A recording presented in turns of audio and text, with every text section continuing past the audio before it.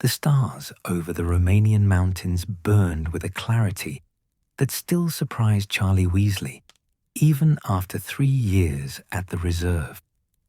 Tonight they seemed especially bright, sharp as dragon scales catching firelight, and he paused in the doorway of his cabin to tilt his head back and simply look.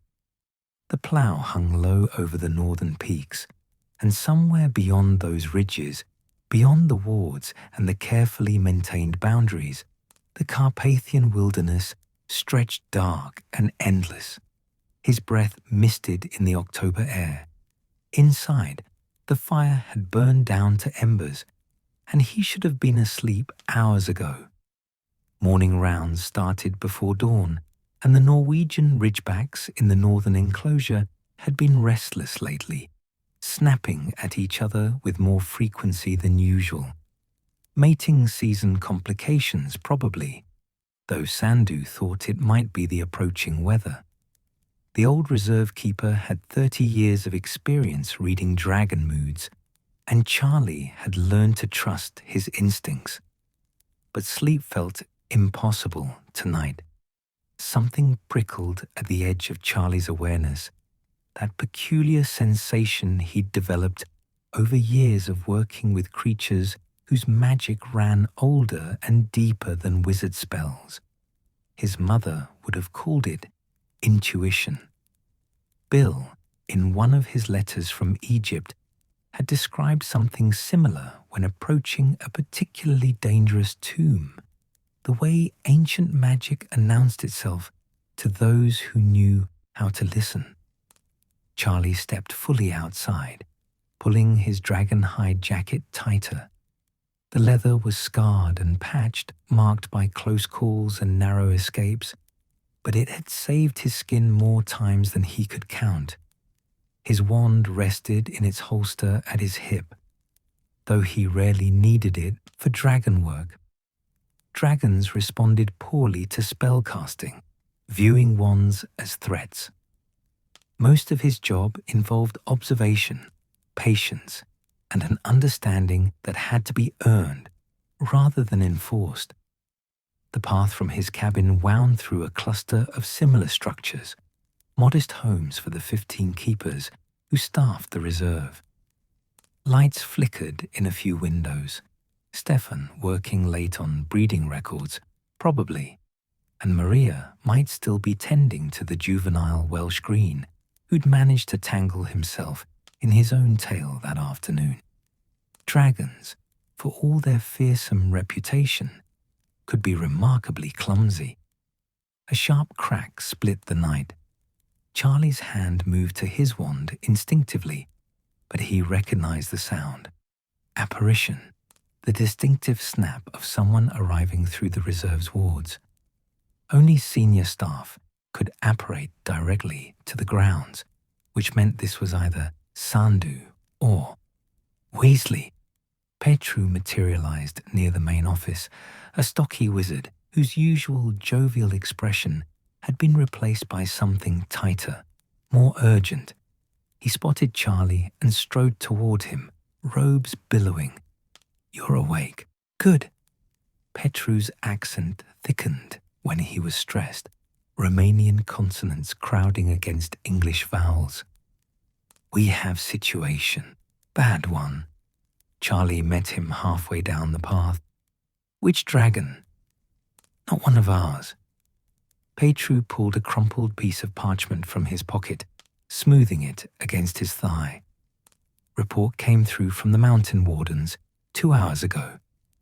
Wild ridgeback, female, spotted in the high sanctuary near Piatra Craiului.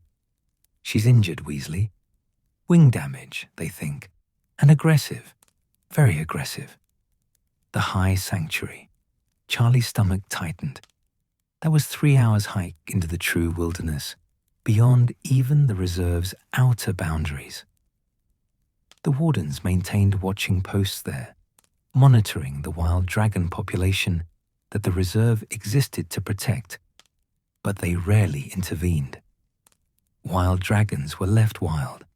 That was the fundamental principle. If she's in the sanctuary, "Why call us?" Charlie asked, though he suspected he knew the answer. "Because she's dying." Petru's expression was grim. The wardens tried standard approach protocols.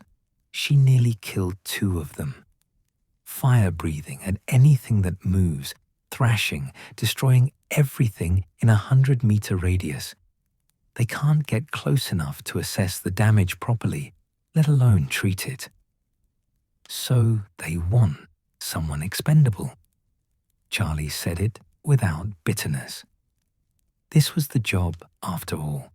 The reason he'd turned down a nice safe position at Gringotts, working alongside Bill in curse breaking.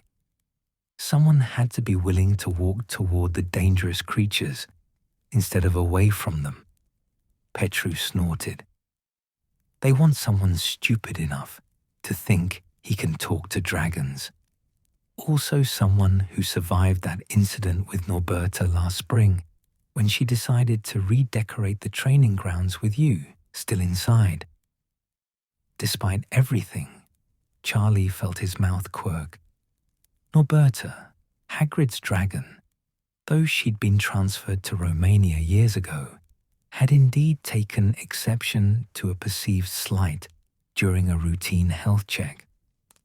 The resulting chaos had involved 2 broken ribs, a singed beard that had taken weeks to grow back properly, and a newfound respect among the other keepers for Charlie's ability to dodge while simultaneously casting cooling charms.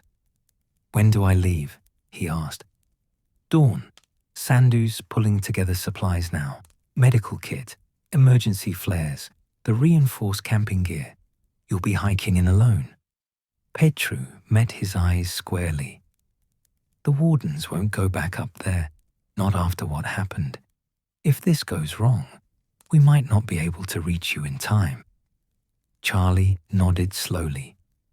This was the part of the job that lived in the space between his mother's worried letters and his own carefully casual responses. Mrs. Weasley knew her second son worked with dangerous creatures, but she didn't need to know exactly how dangerous or how often he volunteered for assignments that made even seasoned keepers shake their heads. "I'll need details," he said. "Everything the wardens observed, behavior patterns, injury location, territory markers, and I want to see their surveillance photos if they managed any, already in the office. Come." They walked together through the sleeping reserve, past enclosures where dragons dozed in carefully constructed lairs.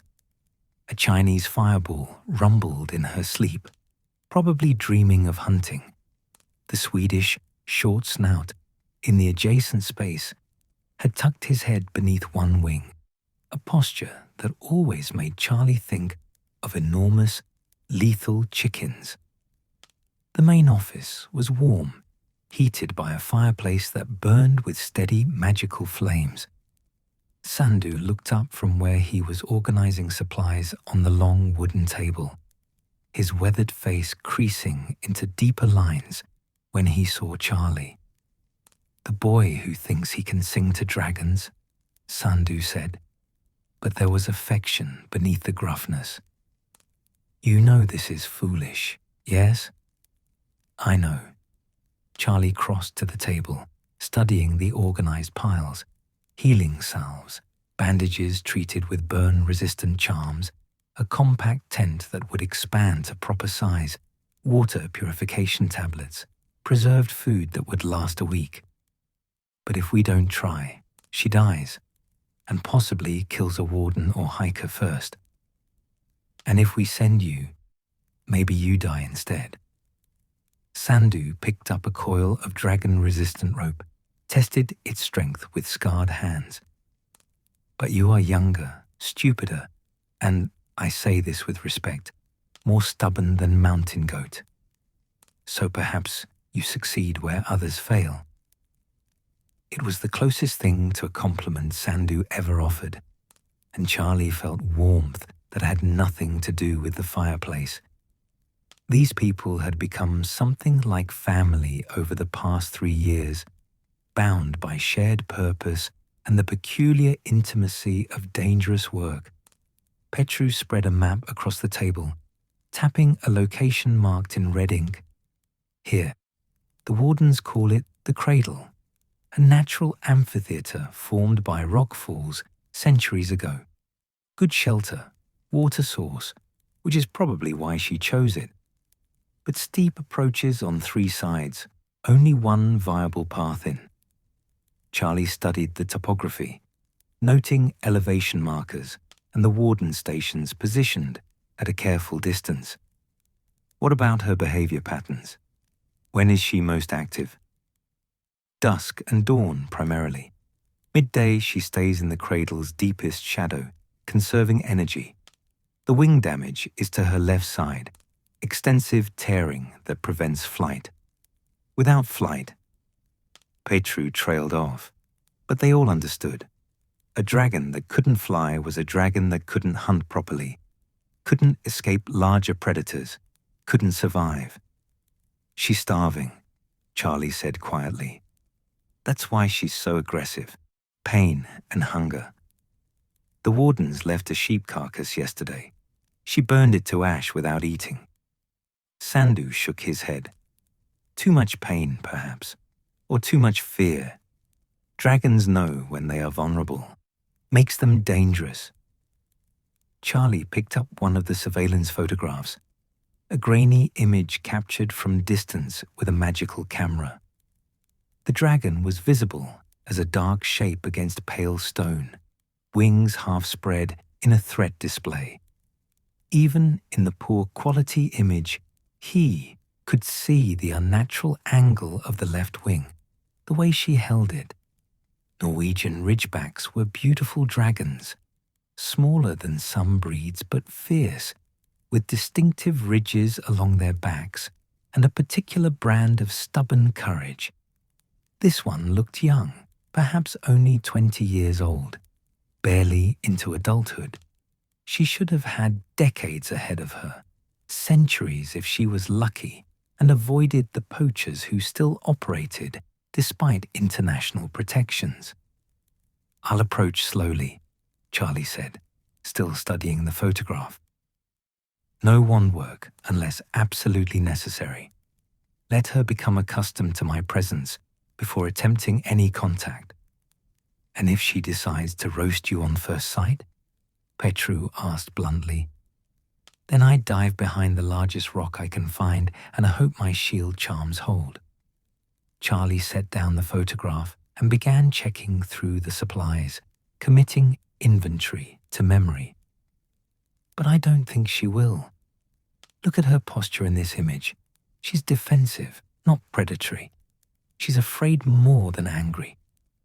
Sandu made a non-committal sound that might have been agreement or skepticism. You leave at first light. I will walk with you to the boundary. After that, he shrugged eloquently. Try not to make your mother cry, yes? She sends good biscuits at Christmas. Would be shame to lose those. Charlie laughed despite himself, remembering last year's package, an enormous tin of his mother's ginger newts, which had been devoured by the entire keeper staff within 2 days. Mrs. Weasley's baking had a way of making even the most hardened dragon handlers homesick. I'll do my best, he promised. They worked in comfortable silence after that, Charlie repacking the supplies to his preference, while Petru updated the official logs and Sandu fussed with details, only he seemed to consider important. An extra blanket, a weatherproofing charm renewed on the tent, a small flask of plum brandy that he tucked into the pack with a significant look. For medicinal purposes, Sandu said firmly. Romanian mountains are cold at night. Also, if dragon kills you, at least you die warm. Comforting, Charlie said, but he accepted the flask with a nod of thanks.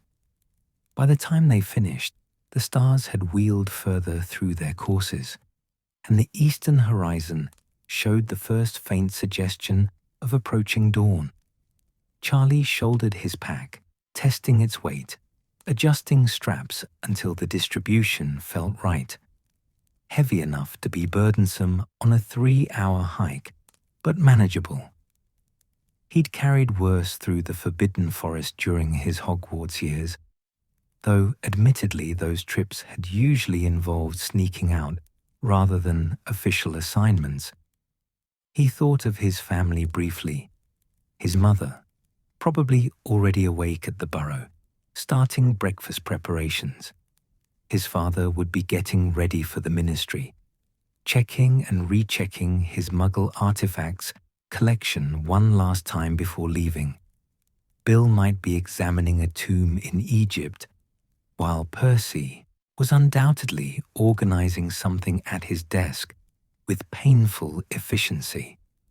The twins would be plotting their next invention, and Ron and Ginny would still be sleeping, safe in their rooms. They were all doing what they loved, following their own particular kinds of courage. Charlie simply involved more fire and fewer safety protocols. "Ready?" Petru asked. Charlie took one last look at the photograph, memorizing the dragon's position, the terrain, the angles of approach. Then he nodded. "Ready?" They stepped out into the pre-dawn darkness, and above them, the stars continued their ancient patterns, indifferent and beautiful.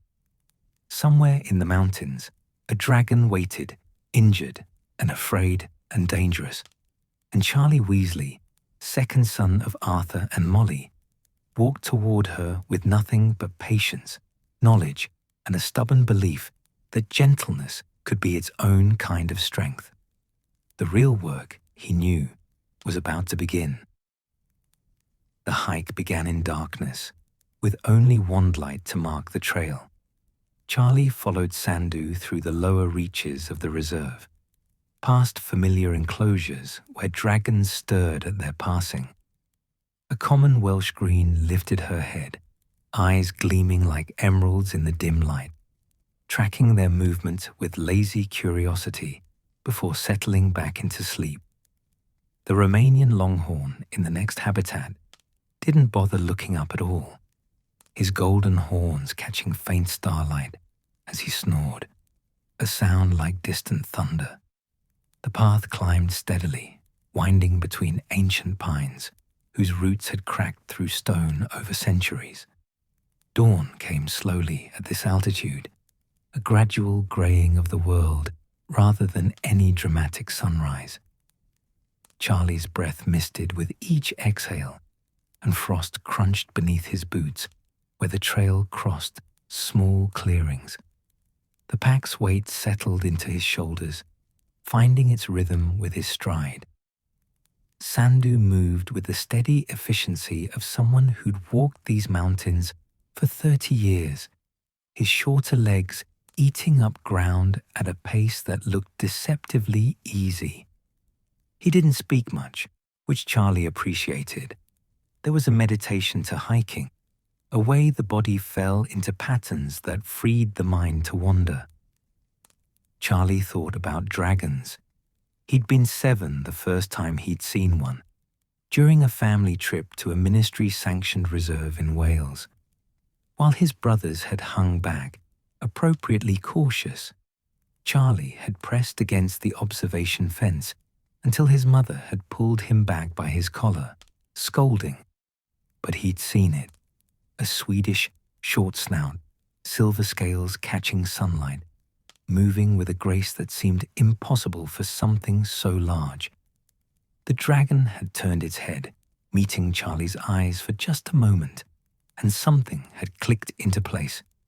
A recognition, perhaps. A calling. His Hogwarts years had been colored by that memory. While other students focused on defense against the dark arts or transfiguration, Charlie had haunted the library, reading everything about dragons he could find. Madame Pince had grown accustomed to his requests, eventually just pointing him toward the relevant sections without comment. He'd befriended Hagrid, who shared his enthusiasm if not his emphasis on safety protocols, and had spent more detentions than he cared to count for sneaking into the Forbidden Forest, hoping to catch a glimpse of whatever creatures lived in its depths. Quidditch had been his other love. The Gryffindor team, the speed and strategy, the way flying felt like freedom. He'd been good too. Good enough that professional teams had sent him letters during his final year, offers that would have made his mother cry with pride and relief. A safe career, a respectable career, one that didn't involve getting burned, clawed, or bitten on a regular basis. He turned them all down. "You are thinking loud thoughts," Sandu observed, breaking the silence as they crossed a narrow wooden bridge over a ravine. "I can hear them from here," Charlie smiled, "just remembering why I'm here instead of sitting behind a desk at the ministry." "Ah, yes, because you are, as I have mentioned, stubborn like mountain goat." Sandu paused at the bridge's far end, pulling out a water flask and taking a long drink before offering it to Charlie. "Also because you understand what others do not. That dragons are not just dangerous. They are magnificent. There is difference." "There is," Charlie agreed, drinking gratefully. The water was cold, sharp with mountain minerals. They continued climbing. The trees began to thin, yielding to alpine meadows still brown with autumn. Small flowers clung to rock faces, late bloomers preparing for winter's arrival. A hawk circled overhead, riding thermals, and Charlie watched it with a dragon handler's appreciation for flight mechanics. Dragons flew differently than birds, heavier, more deliberate, but with an elegance that defied their size. The reserve's boundary was marked by a line of standing stones, ancient things that predated the modern protections by centuries. They hummed with layered wards, spells built upon spells, Romanian magic mixed with older traditions. Charlie felt the ward's presence like a change in air pressure as they passed through, Sandu murmuring the passwords that keyed them as authorized personnel. Beyond the boundary, the wilderness began in earnest. "From here, you are alone," Sandu said, stopping beside the largest stone. Runes had been carved into its surface, worn by weather, but still visible. "The warden's station is 2 hours north, but they will not interfere unless you signal emergency. 3 red flares means evacuation needed. 2 red means injured but stable. Green means success, though I think we not hold breath for green, yes?" "Optimistic as always," Charlie said, checking his pack straps one final time. Sandu's expression softened slightly. "I am old man who has seen many young keepers try to be heroes. Some succeed, some we bring back on stretchers, some we do not bring back at all." He reached out, gripping Charlie's shoulder firmly. "You have good instincts, Weasley. You listen when dragons speak, which is a rare gift. But instincts can be wrong. Pride can be deadly. If she is too far gone, if pain has made her truly mad, you retreat. Understand?" "I understand." "Good." Sandu released him, stepping back. "Now go. Daylight is burning. An injured dragon will be most calm in morning, after night's rest. Evening will be worse. Pain is always worse at day's end." Charlie nodded his thanks and turned north, following the trail that the wardens had marked on his map. Behind him, he heard Sandu's footsteps receding, heading back toward the reserve and civilization. The sound faded quickly, swallowed by the mountain's vastness. Alone. The word should have been frightening, but Charlie found it centering instead. Out here, there were no expectations beyond his own judgment, no one to second-guess his decisions. Just him, the mountain, and eventually, a dragon who needed help, whether she knew it or not. The terrain grew rougher. The trail, barely worthy of the name, picked its way between boulder fields and across scree slopes where loose stones shifted treacherously underfoot. Charlie moved carefully, aware that a twisted ankle this far from help would be more than inconvenient. The morning warmed slightly as the sun finally cleared the eastern peaks, though this high up, warmth was relative. His breath still misted, and frost persisted in shadowed crevices. He saw signs of the warden's presence, boot prints in soft earth, a cairn marking a difficult turn, a piece of cloth tied to a branch to indicate the correct path where it split. They were good at their work, the wardens. They had to be, monitoring wild dragon populations across hundreds of square kilometers of wilderness. But monitoring from a distance was different from the close work Charlie specialized in. Different skills, different temperaments. After 90 minutes, he stopped to rest and eat, choosing a flat rock with a view back the way he'd come. The reserve was invisible from here, hidden by distance and terrain, but he could trace the general direction. Somewhere down there, the other keepers would be starting their daily routines, feeding times, health checks, the endless documentation that kept the Dragon Reserve functioning. Stefan would be complaining about paperwork. Maria would be coaxing the juvenile Welsh Green into taking his medicine. Sandu would be pretending not to worry. Charlie pulled out a piece of dried sausage and hard cheese, washing them down with more water. His mother would have scolded him for such a meager breakfast, probably tried to force a proper meal on him with enough food to feed half of Gryffindor. The thought made him smile. Mrs. Weasley's love expressed itself through feeding, fussing, and worrying, often simultaneously. He wondered what she'd think if she could see him now, sitting on a boulder in the Romanian wilderness, about to walk toward an injured, aggressive dragon with nothing but confidence and a medical kit, probably something between pride and horror, with a strong emphasis on horror. His father would understand better. Arthur Weasley might work with Muggle artifacts, but he appreciated passion, the way certain interests grabbed hold of a person and wouldn't let go. Movement caught his eye.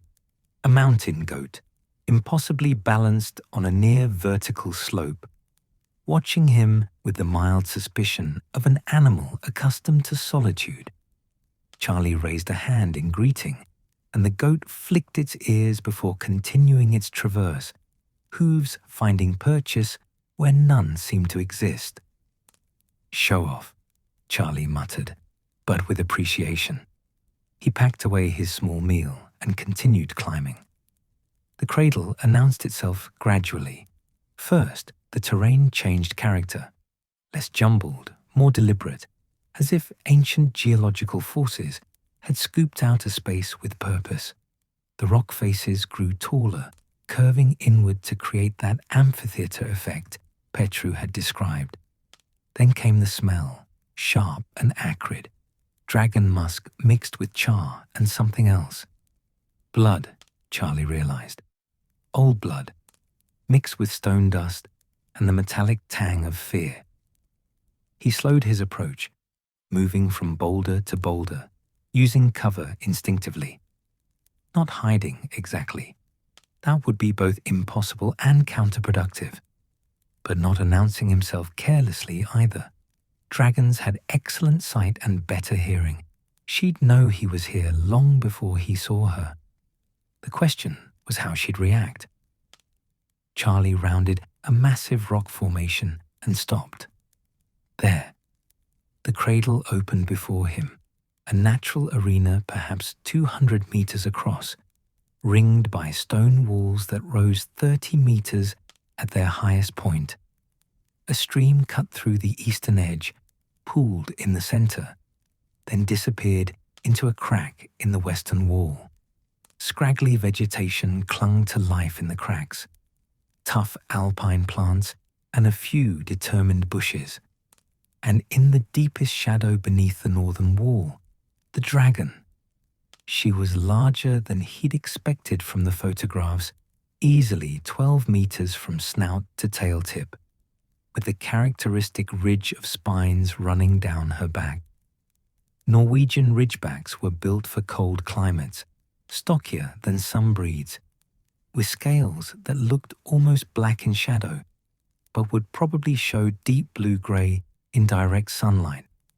Her head was lowered, resting on her front claws, and her sides heaved with labored breathing. The left wing was a disaster. Even from this distance, Charlie could see the damage. A massive tear in the flight membrane, starting near the shoulder joint and extending halfway to the wingtip. The edges looked ragged, infected, weeping fluid that had crusted on the surrounding scales. The wing hung at an unnatural angle, and the dragon kept it folded tight against her body, protecting it. How had she been injured? A fight with another dragon, possibly, though that seemed unlikely this late in the season. A fall, caught in rocks during a hunt. Or Charlie's jaw tightened. Human interference. Poachers used cutting curses that left exactly this kind of damage. The dragon's eyes opened, yellow with vertical pupils that contracted to slits in the morning light. They fixed on Charlie with immediate intensity, tracking him with the perfect stillness of a predator assessing threat level. He saw intelligence there, but also pain and exhaustion. Her lips peeled back slightly, revealing teeth designed to tear through anything, from mountain goat to unwary wizard. Charlie didn't move, didn't reach for his wand, didn't speak, didn't do anything except stand in plain sight and let her look at him. This moment was crucial. She needed to understand that he wasn't running, wasn't attacking, wasn't prey or predator, just present. A low rumble built in her chest, a sound that Charlie felt through his boots as much as heard. Warning. Her tail lashed once, sending small stones skittering, and smoke curled from her nostrils. The temperature in the cradle rose noticeably as her internal fire stoked. Still, Charlie didn't move. They stayed like that, frozen in mutual assessment, as the sun climbed higher and the morning warmed fractionally. Charlie counted his heartbeats, keeping his breathing slow and even. 10 beats, 20, 50. His legs began to protest the stillness, muscles wanting to shift, but he ignored them. The dragon's rumble faded, her pupils dilated slightly, the vertical slits widening. Still watching, still wary, but the immediate threat display had passed. Slowly, moving with glacial deliberation, Charlie lowered himself into a sitting position. He kept his eyes on her, but didn't stare directly. That would be challenge. Instead, he looked slightly to the side, the way one might regard a dangerous animal in the forbidden forest. Acknowledgement without aggression. Another long moment passed. Then the dragon lowered her head back to her claws, though her eyes remained open, fixed on him. Her breathing eased slightly, settling into a rhythm that suggested she decided he wasn't an immediate danger. It was as much of an invitation as he was likely to get. Charlie let out a breath he hadn't realized he'd been holding. First contact established. She hadn't killed him or driven him away. He existed now in her awareness as something other than threat or prey, something neutral, waiting to be categorized. He'd take it. Around them, the cradle settled into quiet. The stream burbled over stones. The wind whispered through cracks in the rock walls.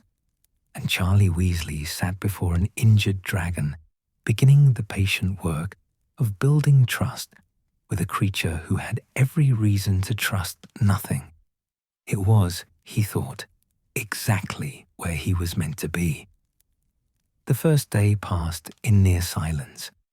Charlie had chosen his position carefully, far enough from the dragon to avoid triggering defensive aggression, close enough that his presence registered as deliberate rather than accidental.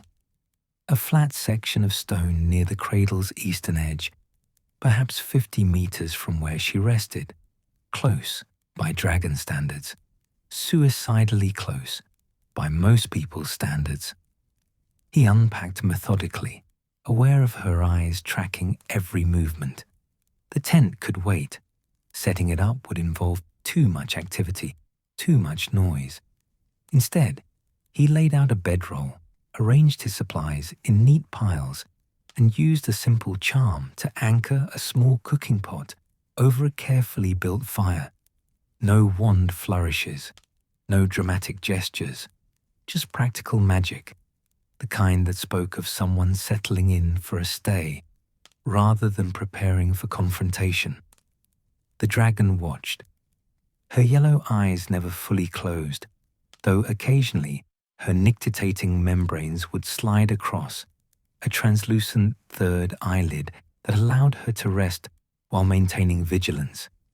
Each time Charlie moved, her head would lift slightly, tracking. When he stilled, she'd relax by increments. It was exhausting, this careful dance of non-threatening presence. By midday, the sun had found its way into the cradle, warming the stone and chasing shadows into corners. The dragon shifted in the heat, trying to find comfort for her injured wing. The movement drew a sound from her throat. Not quite a whimper, but something close. Pain, undisguised. Her tail scraped against stone, and she repositioned her bulk with careful delicacy that spoke to how much everything hurt. Charlie's fingers itched to help. The medical kit sat within arm's reach, packed with salves and potions specifically formulated for dragon injuries.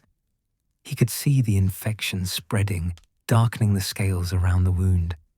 Another few days and it might be too late. Sepsis could kill even a dragon if left untreated. But approaching now would undo everything. She needed to want his presence first, or at least tolerate it, before he could attempt anything more intimate than watching from across the cradle. So he waited. He boiled water for tea, more for the ritual than the drink itself. The familiar motions, measuring leaves, steeping, pouring, gave his hands something to do. The scent drifted across the space, herb and bergamot, utterly mundane and human. The dragon's nostrils flared, analyzing this new smell. Finding nothing threatening, apparently, she dismissed it. Charlie pulled out a small journal, one of several he kept for field notes. His handwriting was cramped but legible, years of practice allowing him to write while keeping most of his attention on his subject. He sketched the dragon's position, noted the wing's angle, described the breathing pattern. Clinical observations mixed with more subjective impressions. The wariness in her posture, the way she kept her head oriented toward the cradle's entrance, the protective curl of her body around the injured wing. She was young. He'd been right about that. The ridge along her spine hadn't fully developed yet, still showing the smoother contours of adolescence rather than the pronounced peaks of maturity. 20 years old, perhaps 25 at most. A dragon in her prime should have been ranging across hundreds of kilometers. hunting and flying and reveling in her strength.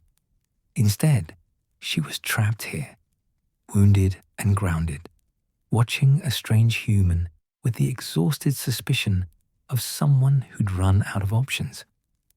The thought made Charlie's chest tight, with an anger he couldn't direct anywhere useful.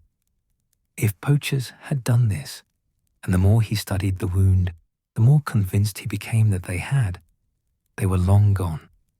Dragon parts fetched ridiculous prices on the black market. Heartstrings for wand cores, blood for potions, scales for armor. Some wizards seemed to view dragons as nothing more than mobile ingredient stores. Never mind that they were intelligent, feeling creatures with complex social structures and individual personalities. He'd encountered poachers twice during his time at the reserve. Once, he'd arrived too late, finding only a butchered carcass and boot prints leading away. The second time, he'd managed to interrupt them mid-hunt. The resulting confrontation had earned him a nasty curse scar on his left forearm and a reputation for recklessness, but the dragon had escaped intact. This one hadn't been so lucky. The afternoon stretched long. Charlie ate dried fruit and jerky, drank his tea, made more notes. The dragon dozed fitfully, never truly sleeping, always aware. Once, a bird flew overhead, some kind of hawk or eagle, and her head snapped up, tracking its path with predatory focus before dismissing it as too small to bother with. When the sun began its descent toward the western peaks, Charlie finally allowed himself to set up the tent.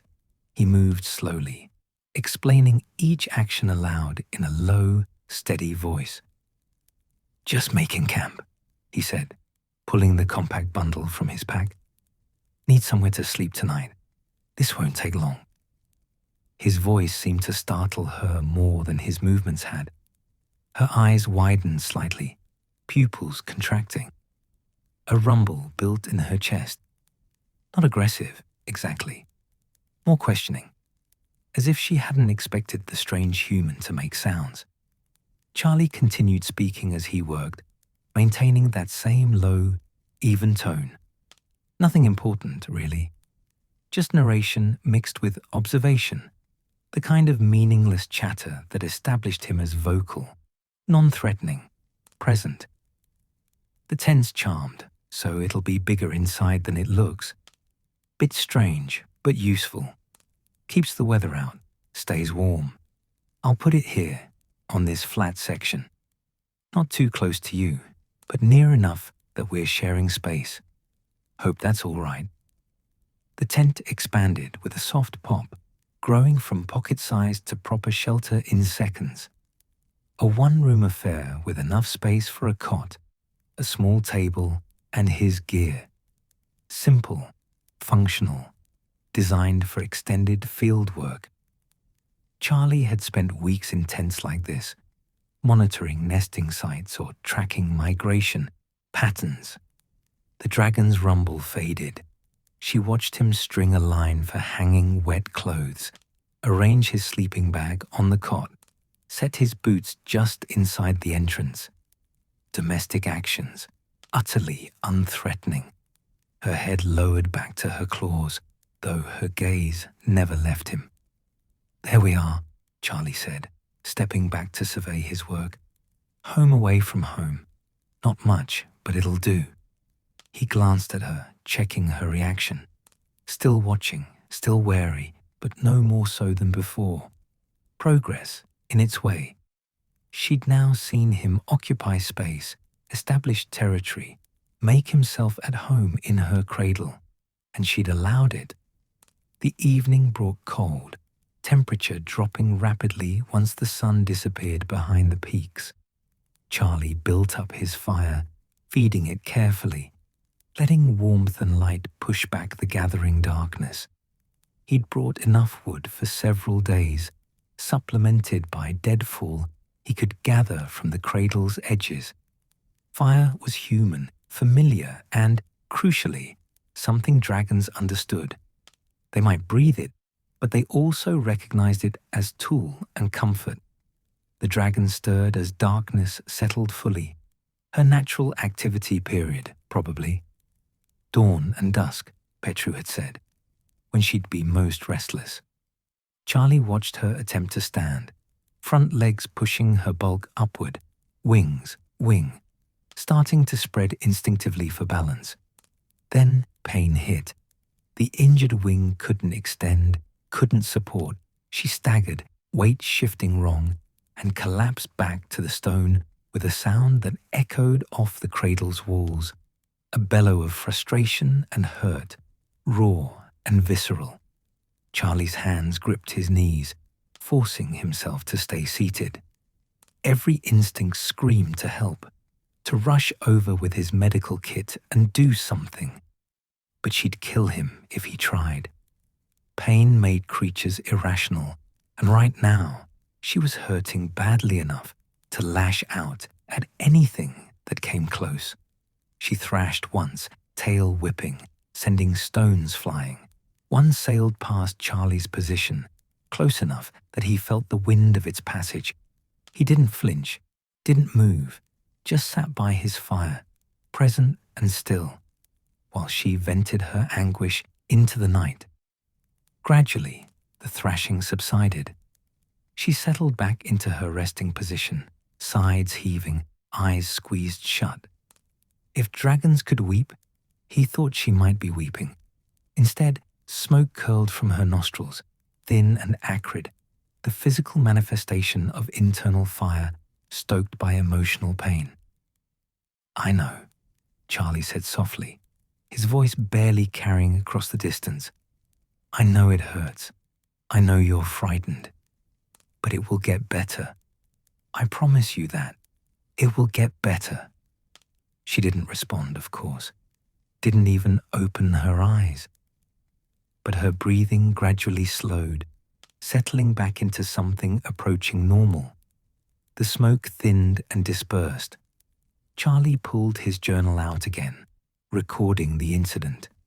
The attempt to stand, the collapse, the thrashing, the recovery time, all data that might prove useful later. He noted that she'd settled more quickly than expected after the pain episode. Exhaustion, probably. Her body demanding rest, even while her mind stayed vigilant. He made himself a simple meal as the stars emerged. Soup from dried vegetables and preserved meat, rehydrated in boiling water, and surprisingly decent. Army rations, basically, developed by the Ministry for Field Personnel. It wasn't his mother's cooking, but it filled his stomach and provided warmth. The dragon's eyes opened while he ate, watching him lift spoon to mouth with what might have been curiosity. She'd refused the sheep carcass the wardens had left, burned it instead, according to their report, pain or fear overriding hunger. But she was carnivorous, designed to eat large prey. Eventually, starvation would become as dangerous as infection. One problem at a time, though. First, earn her trust. Then, treat the wound. Then, worry about getting food into her. After eating, Charlie cleaned his pot and utensils, stowed them properly, and sat back by the fire. The temperature had dropped to near freezing, and his breath misted heavily. The dragon, with her internal furnace and tough hide, seemed unbothered by the cold. Another adaptation for these mountain environments, Norwegian ridgebacks had been found as far north as the Arctic Circle, thriving in conditions that would kill lesser breeds. He thought about his first week at the reserve, overwhelmed by the sheer presence of so many dragons. The noise, the smell, the constant awareness of being surrounded by creatures that could end him with casual indifference. Stefan had taken him under his wing, teaching him the subtle art of reading dragon moods, predicting behavior, knowing when to approach and when to retreat.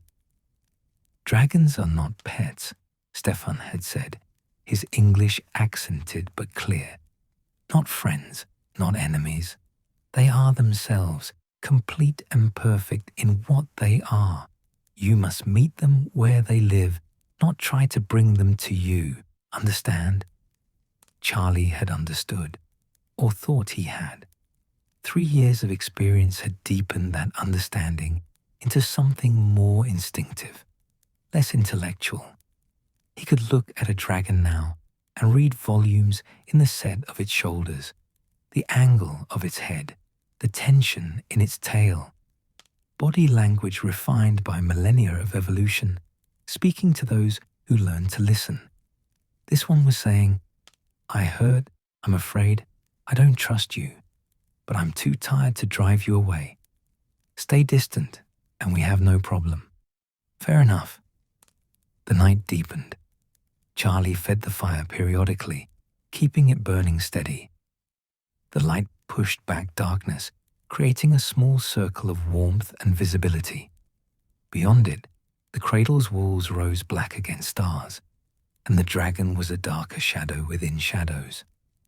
He found himself thinking about Bill's last letter, which had arrived just before this assignment. His older brother had written from Cairo, describing a tomb he'd been exploring. Fourth dynasty, apparently, significant, full of curses that had proven remarkably creative. Bill had a gift for curse breaking that matched Charlie's affinity for dragons. Their father joked that between them, they'd cornered the market on dangerous professions. "You'd like Egypt," Bill had written. Dragons in the hieroglyphs everywhere, though they call them something different here.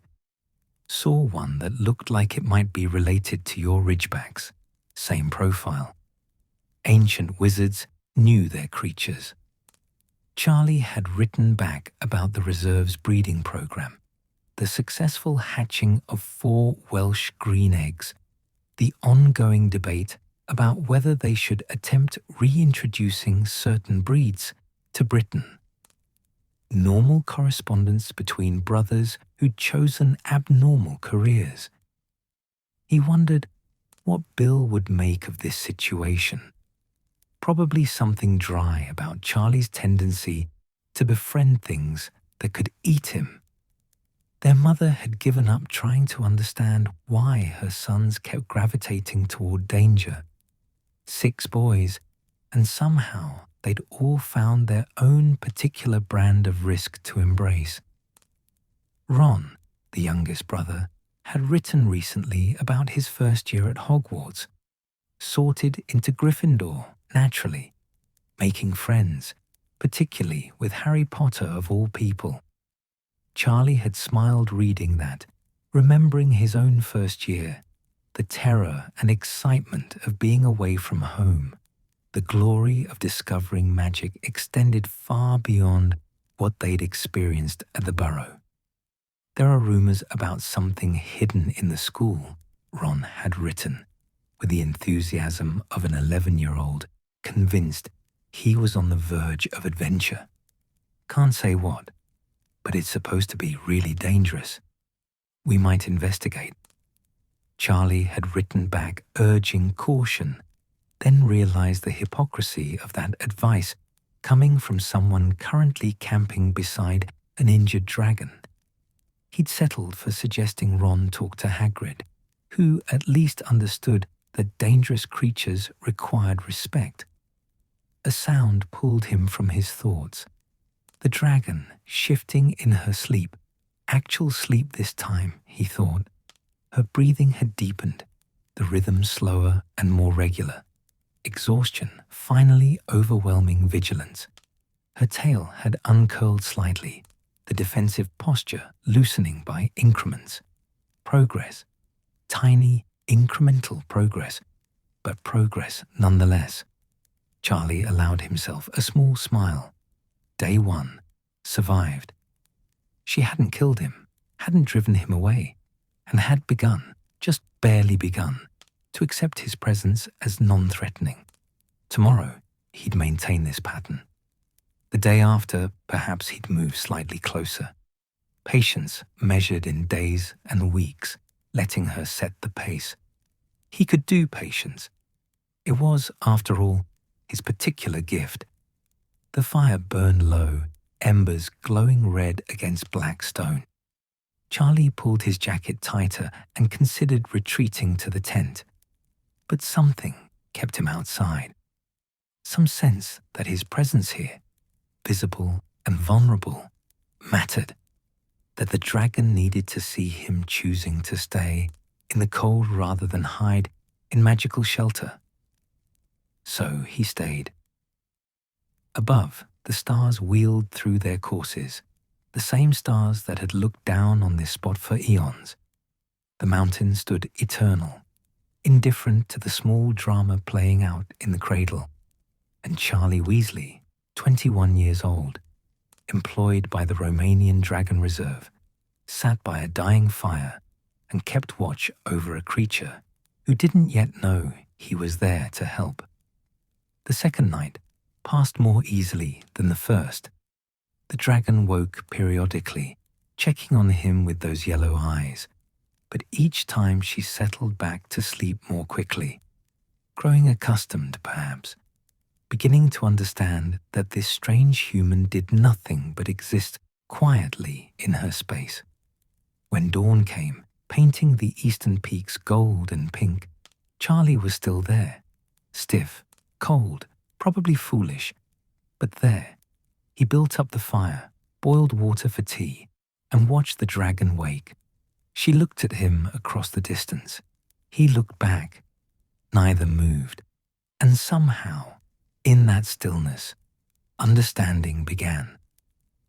The fourth night arrived with clouds rolling in from the west, heavy and dark with the promise of rain. Charlie had spent the intervening days maintaining his careful routine, present but non-threatening, active but predictable. Each morning he'd wake, tend his fire, eat breakfast while the dragon watched. Each afternoon he'd make notes, organize his supplies, occasionally speak in that same low, steady voice. Each evening he'd prepare dinner, maintain the fire, and settle in for the long night watch. The dragon had grown accustomed to him. Not comfortable, not yet, but accustomed. She no longer startled at his movements, no longer rumbled warnings when he shifted position. Twice she dozed while he was clearly visible, a sign of trust that felt monumental. Once she dragged herself to the stream to drink, moving with painful slowness, and hadn't objected to him watching from his position 50 meters away. Progress, incremental, but real. But the wing wasn't improving. If anything, the infection had spread, darkening more scales, and the smell had worsened. Time was becoming a factor. Charlie needed to move from observation to action soon, or there'd be nothing left to save. The question was how. He'd been thinking about it constantly, turning the problem over like a puzzle. Dragons responded to strength. Dominance hierarchies were part of their nature. But this one was too hurt, too defensive for any display of dominance to work. She needed reassurance, not challenge. She needed to understand that he wasn't a threat, that his intentions were help rather than harm. She needed, Charlie thought, as the first drops of rain began to fall, something entirely different from what she expected. He'd been humming without realizing it, an old habit from Hogwarts, something he did while concentrating. A tune his mother used to sing while cooking, wordless and meandering, more sound than melody. He caught himself doing it and stopped, then paused. The dragon's eyes were open, watching him, but her posture had shifted slightly. Her head had tilted, just a fraction, in that universal gesture of curiosity. She'd been listening. Charlie's heart quickened. Dragons had excellent hearing, musical hearing even. They sang to each other after a fashion, mating calls that carried for kilometers, territorial declarations that resonated through stone. Could she appreciate music? Could something as simple as a human voice singing reach past her fear and pain to whatever part of her still remembered feeling safe? It seemed absurd. It seemed like exactly the kind of ridiculous idea that might actually work. The rain intensified, cold drops hissing as they hit his fire. Charlie pulled his hood up, protecting himself from the worst of it, but didn't retreat to the tent. Instead, he fed more wood to the fire, building it up until flames danced despite the rain. The dragon watched these preparations, her own bulk providing natural shelter from the weather. Then Charlie did something he'd never done in 3 years of dragon keeping. He took a deep breath, and he began to sing. Not the humming from before, but actual song. His voice was untrained, but decent. Years of Hogwarts feasts and common room gatherings had given him confidence, if not skill. He chose carefully, reaching for the simplest melody he knew. A lullaby, actually.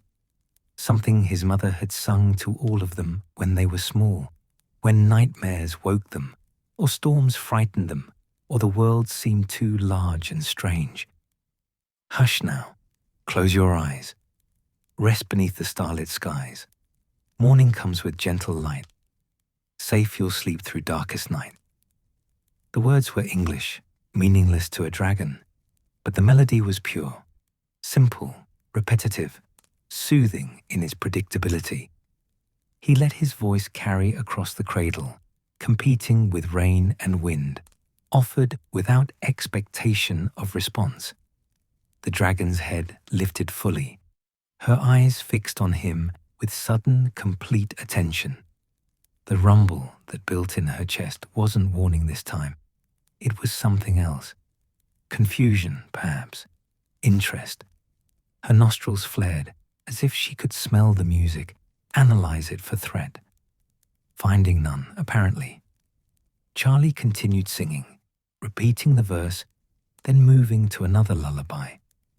This one Romanian, picked up from the other keepers during late nights at the reserve.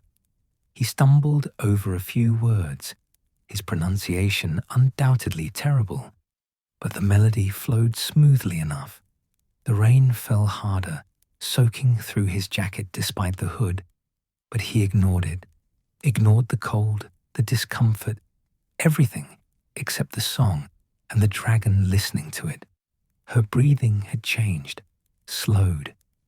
The tension in her shoulders, he could see it even from this distance, had eased by increments. She wasn't relaxing exactly, but something in the music was reaching her, connecting in a way his presence alone hadn't managed. Charlie shifted to another song, then another. He worked through his limited repertoire, lullabies and folk songs, Quidditch victory chants transformed into something softer, even a few weird sisters' songs that he rendered gentle and slow. His voice grew rough from use, competing with the weather, but he didn't stop. The dragon's eyes began to close. Not all the way, never all the way, but the nictitating membranes slid across more frequently.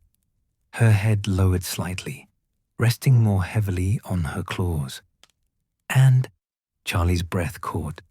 Her tail uncurled further, the very tip twitching slightly in what might have been time with the music. She was listening, actually listening, not just tolerating. The realization sent warmth through Charlie that had nothing to do with the fire. He sang until his voice gave out to hoarseness, until the rain eased to drizzle, until the clouds began to break and starlight found its way through gaps. The dragon had settled into something approaching peaceful rest, her breathing deep and regular, the pain lines around her eyes softened. When Charlie finally fell silent, his throat raw. She didn't stir, just continued that steady breathing, that almost rest, while the night deepened around them. He allowed himself a small, tired smile. Tomorrow, he'd try again, and the day after. However long it took to make music a bridge between them. Progress. The 5th day dawned clear and cold, frost glittering on stone where rainwater had pooled. Charlie woke stiff and sore, his voice a ruined croak that made drinking his morning tea an exercise in discomfort.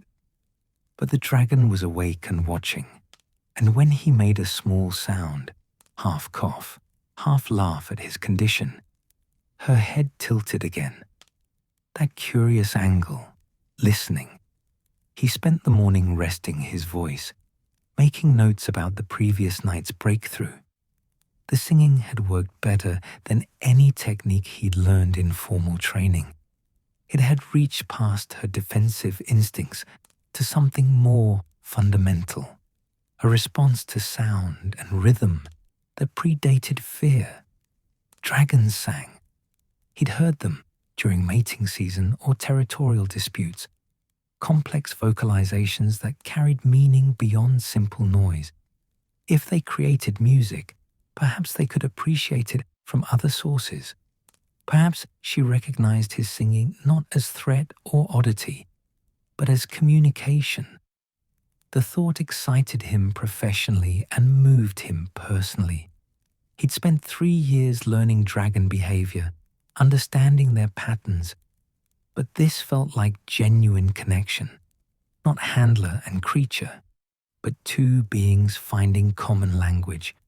His voice recovered by afternoon, helped by the tea and by keeping quiet.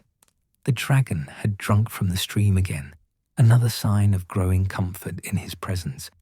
She'd even attempted to groom her uninjured wing, running her tongue along the scales, flexing it experimentally, maintaining what health she could, while the other wing festered.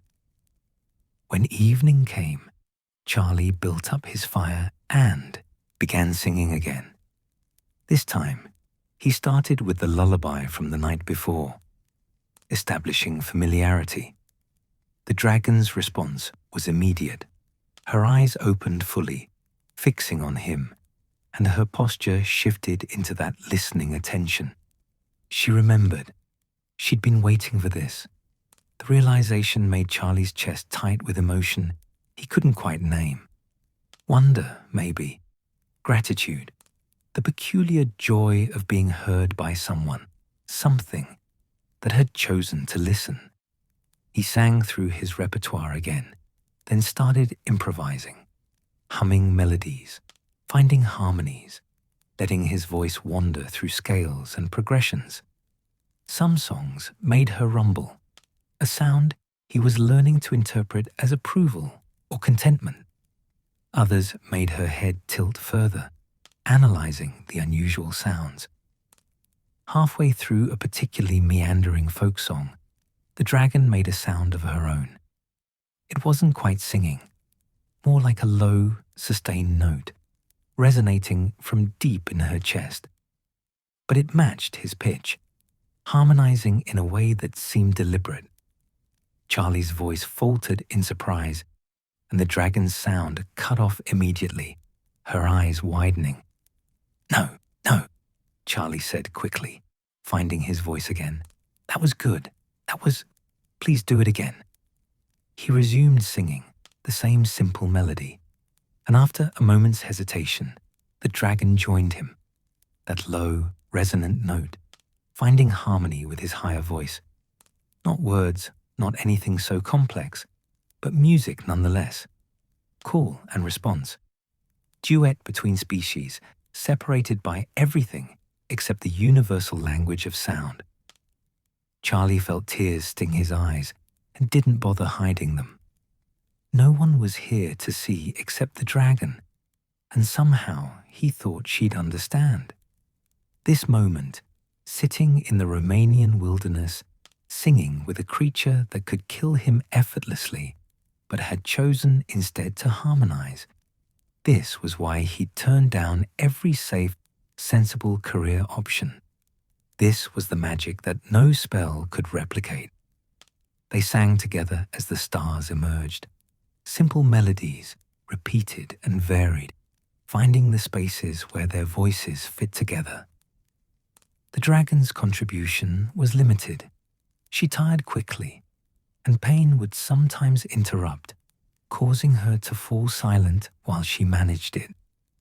But she kept returning to the music, kept adding her voice to his, and that persistence said more than words could have managed. When Charlie's voice finally gave out again, reduced to whisper, the dragon made a sound he'd never heard from her before. A soft chuff, air forced through nostrils in a pattern that felt almost like laughter, amusement, recognition of their shared exhaustion. "Tomorrow," Charlie promised, his ruined voice barely carrying. "We'll sing again tomorrow." The dragon's eyes were already closing, sliding into actual sleep. Real sleep, the kind that came with trust. She turned slightly, angling her body so the injured wing faced away from him, still protecting it, still wary, but no longer treating him as the primary threat. Charlie retreated to his tent finally, every muscle aching from days of sitting in cold weather, his voice destroyed, his hands chapped from maintaining fires.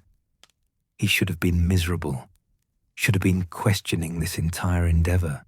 Instead, he fell asleep smiling, the memory of harmonizing with a dragon carrying him into dreams.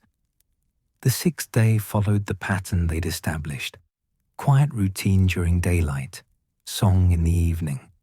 But something had shifted. The dragon no longer simply tolerated his presence. She anticipated it. When evening approached, she'd lift her head, watching for him to build the fire higher, waiting for the music to begin. Charlie experimented with different songs, testing what she responded to most strongly. Slower tempos seemed best. She struggled to match faster rhythms. Lower registers worked better than high notes. And repetition mattered. She learned melodies, remembered them, would make that rumbling harmony sound before he'd even reached the chorus. She was teaching him, too. He learned which sounds meant pain, which meant interest, which meant she was too tired to continue. Learned to read her breathing, her posture, the angle of her head. They were developing a language beyond words, beyond even music. Understanding built on attention and care.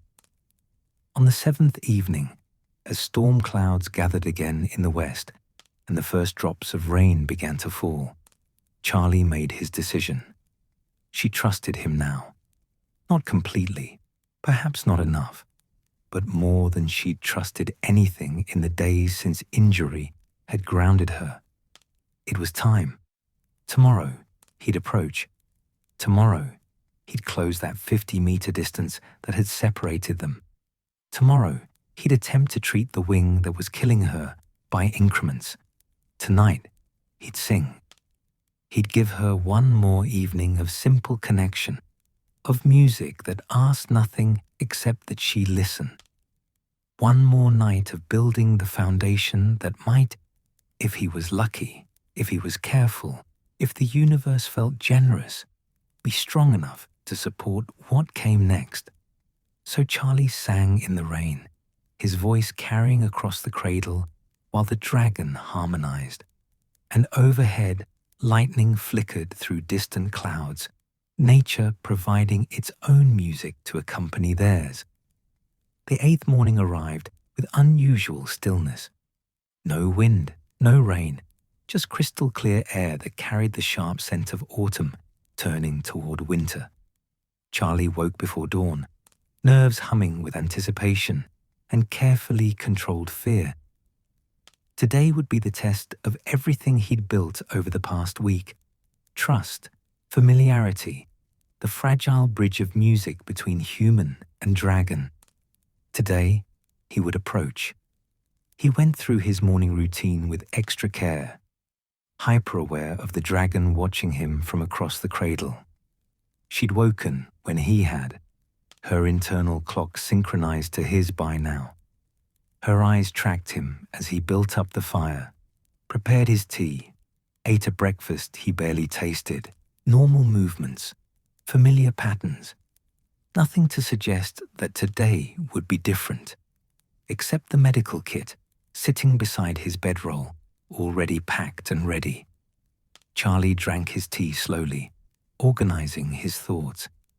He'd done this before, of course, treated injured dragons, approached wary creatures, navigated the dangerous space between help and harm, but always at the reserve, with backup nearby, with other keepers ready to intervene if things went wrong. Here, he was alone. If she panicked, if the pain made her lash out, if he'd miscalculated her trust, there'd be no one to pull him from the fire. Literally, potentially. He thought about his family briefly. His mother would be serving breakfast at the burrow right now, probably fussing over whether Percy was eating enough, whether the twins were plotting something, whether Ron had remembered to write that essay for Transfiguration. His father would be preparing for work, checking his collection of Muggle artifacts one last time. Bill might be examining a tomb in Egypt, while the twins perfected some new product for their nascent joke shop business. They'd worry if they knew what he was about to attempt, his mother especially. But they'd also understand, in their own ways.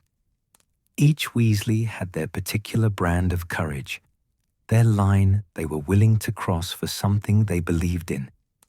This was Charlie's line. He finished his tea, rinsed the cup, and packed it away. Then he picked up the medical kit, stood, and took a breath. "All right," he said aloud, his voice steady despite the adrenaline flooding his system. "I'm going to come closer now. I need to look at your wing. I need to help, if you'll let me." The dragon's eyes widened. She recognized the change in his pattern immediately, her head lifting fully, body tensing. A low rumble built in her chest. Not aggressive, not yet, but warning. Question. "What are you doing?" "I know," Charlie said, taking his first step forward. "I know this is frightening, but your wing won't heal on its own. The infection is spreading. Without treatment, you'll die. I hope you understand that." Another step. The dragon's rumble intensified, smoke curling from her nostrils. Her tail lashed once, the tip cracking against stone. Charlie's muscles screamed at him to stop, to retreat. Every survival instinct he possessed, insisting this was suicide. He kept walking. "I've been singing with you," he continued, maintaining that calm, conversational tone, even though his heart was trying to hammer through his ribs. "These past nights, we've made music together. That means something, doesn't it?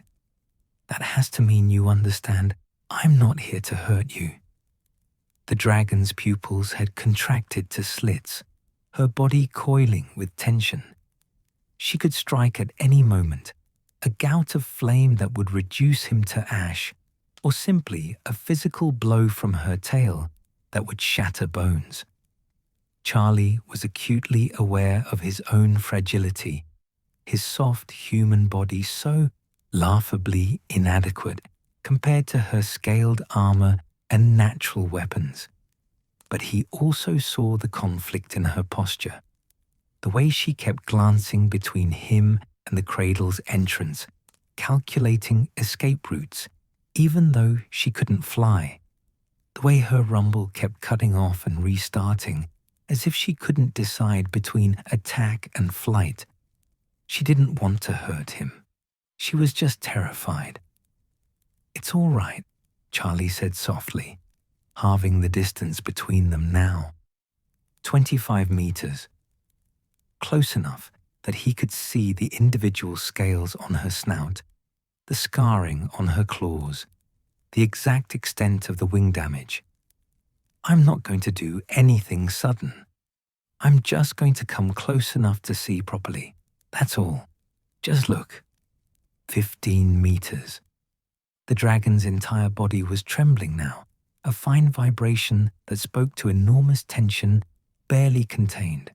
Her jaw opened slightly, revealing those terrible teeth, and heat shimmered the air around her as her internal fire stoked in preparation. Charlie stopped walking. This was close enough for now. Any closer, and he'd trigger that attack reflex, push past her tolerance threshold. Instead, he slowly lowered himself to the ground, sitting cross-legged with the medical kit in his lap. Non-threatening posture, patient, willing to wait. There, he said.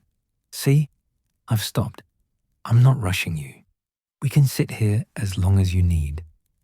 They stayed frozen like that, tableau of mutual wariness. Charlie counting his heartbeats, keeping his breathing slow and even despite the fierce sweat soaking his shirt beneath the jacket. The dragon watching him with those yellow eyes, calculating, trying to understand what this strange creature wanted from her. Minutes passed. The sun climbed higher, warming the cradle. A bird called from somewhere beyond the walls. Normal sound, ordinary morning, as if this moment wasn't balanced on the finest edge between success and disaster. Gradually, incrementally, the dragon's tension began to ease. Her jaw closed. The shimmer of heat around her faded as her internal fire banked. Her tail stopped lashing and settled back to stillness. The rumble in her chest quieted, though Charlie could still feel it through the stone beneath him. A vibration more than sound. Good, Charlie said quietly. That's good. I'm still here, still not a threat, still just here. He began humming then, not quite singing. His voice was still recovering from the previous nights, but melody nonetheless. The lullaby she knew best, the one they'd harmonized to most frequently. Familiar sound, associated with safety and evening, and the absence of pain. The dragon's eyes half closed, her head lowered slightly, though she never stopped watching him. And after a long moment, she made that low harmonizing sound, joining him in the melody. Charlie felt something in his chest unknot. She was scared, yes, but she was also choosing to trust, even frightened, choosing to participate in their shared music rather than drive him away. It was more than he dared hope for. They hummed together as the morning stretched long, the distance between them smaller but still present. Charlie let the music do the work he couldn't.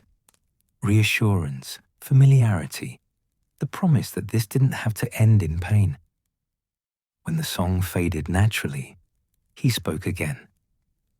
I'm going to come a bit closer now, just a little. I need to see the wing properly. The dragon's rumble returned, sharper this time. But she didn't move, didn't prepare to strike, just watched as he slowly stood, picked up the medical kit, and took 3 careful steps forward, 10 meters, close enough that he could smell her properly. Musk and char and sickness, the infection's rot underlying everything. Close enough that her size became overwhelming, his perspective shifting to really comprehend how small he was in comparison. A Norwegian ridgeback wasn't the largest dragon breed, but she still massed several tons of muscle, scale, and fire. She could end him without effort. May I look? Charlie asked, as if she could answer, as if this was negotiation rather than carefully managed risk. I promise I won't touch. Not today. Just let me see. He moved slowly, angling to get a better view of the injured wing without approaching it directly. The dragon tracked him with her head, body pivoting to keep him in sight. But she didn't strike, didn't retreat. Just watched with that intensity that suggested she was memorizing every detail of this interaction. From 10 meters, the wing damage was heartbreaking. The tear was worse than he'd thought. Not just membrane, but muscle and tendon as well. The infection had spread in dark lines across her scales, and the smell was unmistakable. Sepsis advancing. Another few days, and it would be too late, the poison spreading through her bloodstream until even magic couldn't save her. But the wound itself looked clean beneath the infection. No foreign objects embedded, no signs of cursed damage beyond the initial cut. If he could clean it, apply the right potions, give her body a chance to fight back, she might heal. Dragons were resilient. Their natural magic was powerful.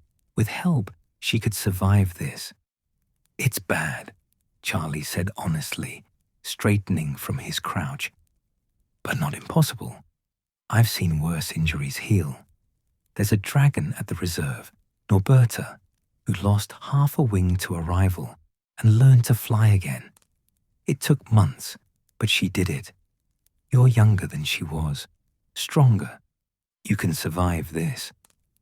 The dragon made a sound that wasn't quite a rumble, more questioning, as if she was asking how or why, or simply, "What do you want from me?"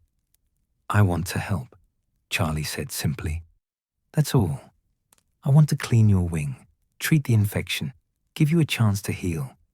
It's going to hurt. I won't lie about that. But then it will hurt less and less, until one day it doesn't hurt at all." He carefully opened the medical kit, showing her the contents.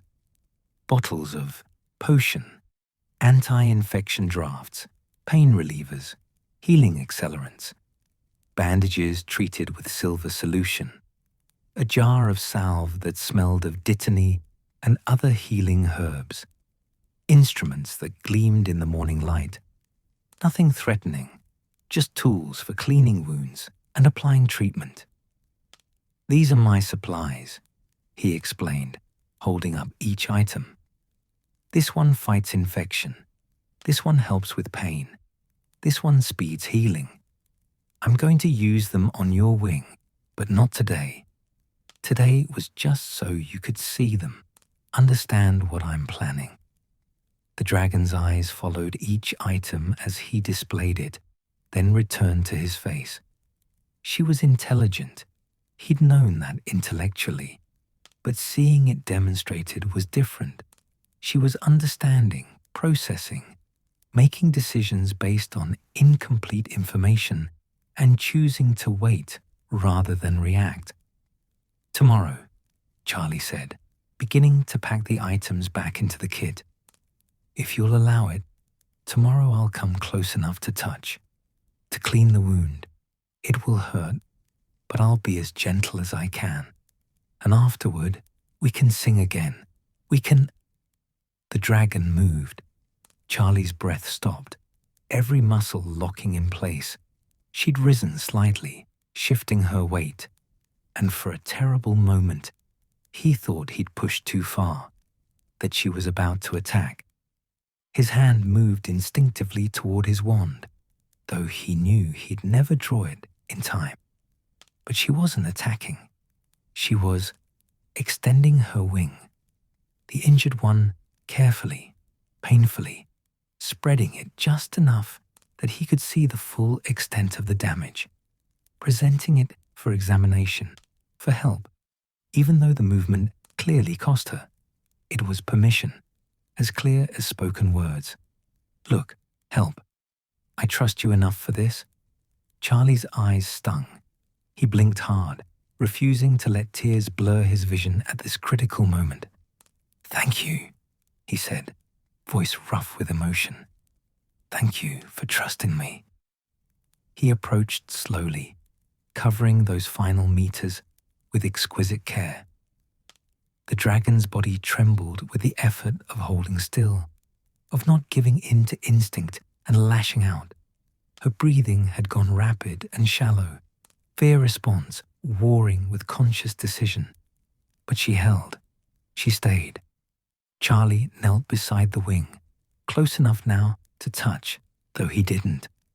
Not yet. He studied the wound from centimeters away, analyzing the damage, planning his approach. The tear was about 1 meter long, jagged edges suggesting violent force. Definitely a cutting curse, he decided. Poachers, almost certainly. They'd probably been trying to harvest scales or blood when she'd fought back, managing to escape but taking this injury in the process. They hurt you, Charlie said quietly, anger threading through his voice. Whoever did this, they had no right. You were just living, just existing, and they decided you were worth more in pieces than whole. I'm sorry. I'm sorry that happened to you. The dragon made a soft sound, not rumble, not warning, just sound. Acknowledgement, perhaps, or simply response to his tone, recognizing emotion even if the words were meaningless. But you survived, Charlie continued, still not touching, just looking. You got away, found this place, kept yourself alive until I could find you. That's incredible. You're incredibly strong. He spent long minutes studying the wound from every angle, committing details to memory. Then, finally, he slowly reached out one hand, moving it into the dragon's line of sight so she could track it, and gently, barely, brushed his fingers against the scales just above the injury. The dragon went rigid. Her rumble returned, louder, and smoke curled from her nostrils. But she didn't pull away, didn't strike, just endured the contact, the foreign touch, this violation of her space that she'd chosen to allow. Charlie kept his hand there for just a moment, feeling the fever heat of infection, the texture of scales gone rough with sickness. Then he withdrew, sitting back on his heels. That's all for today, he said. You did so well. Tomorrow I'll actually clean it, apply medicine. But today was more than enough. You were so brave. The dragon pulled her wing back in, folding it carefully against her body. She was shaking harder now, adrenaline, aftermath, and emotional exhaustion. But she'd done it. She'd allowed him close, allowed him to touch, and survived the experience. Charlie stood slowly, picking up his medical kit. I'm going to go back to my camp now. Give you space to rest, but tonight we'll sing again. I promise. He walked backward for the first several steps, unwilling to turn his back on her at this distance. Only when he'd put 15 meters between them did he finally turn, making his way back to his tent and fire pit with legs that trembled from spent adrenaline. He'd done it, made contact, been granted permission. Tomorrow, the real work would begin. Cleaning, treating, healing. But today had been the breakthrough, the moment when trust transformed from abstract concept to physical reality. Charlie collapsed onto his bedroll, suddenly exhausted despite the early hour. Around him, the cradle returned to quiet. The dragon settled back into her resting position, watching him from across the distance that felt somehow smaller now. And in the space between them, invisible but present, understanding grew. The 9th day began with rain, not the violent storm of earlier in the week, but steady, persistent drizzle that soaked everything and turned the cradle's floor slick. Charlie woke to the sound of it drumming against his tent, the grey pre-dawn light barely penetrating the canvas. He lay still for a moment, gathering his courage for what today would demand. Today, he would treat the wing. Actually treat it, not just examine, which meant inflicting pain, no matter how careful he was. The dragon would have to endure his touch while he cleaned infected tissue, applied potions that would sting, worked with an injury that was already agonizing. Everything he'd built over the past week, trust, familiarity, that fragile bond of music, would be tested against the reality of necessary hurt. He dressed slowly, pulling on his most worn dragon hide jacket.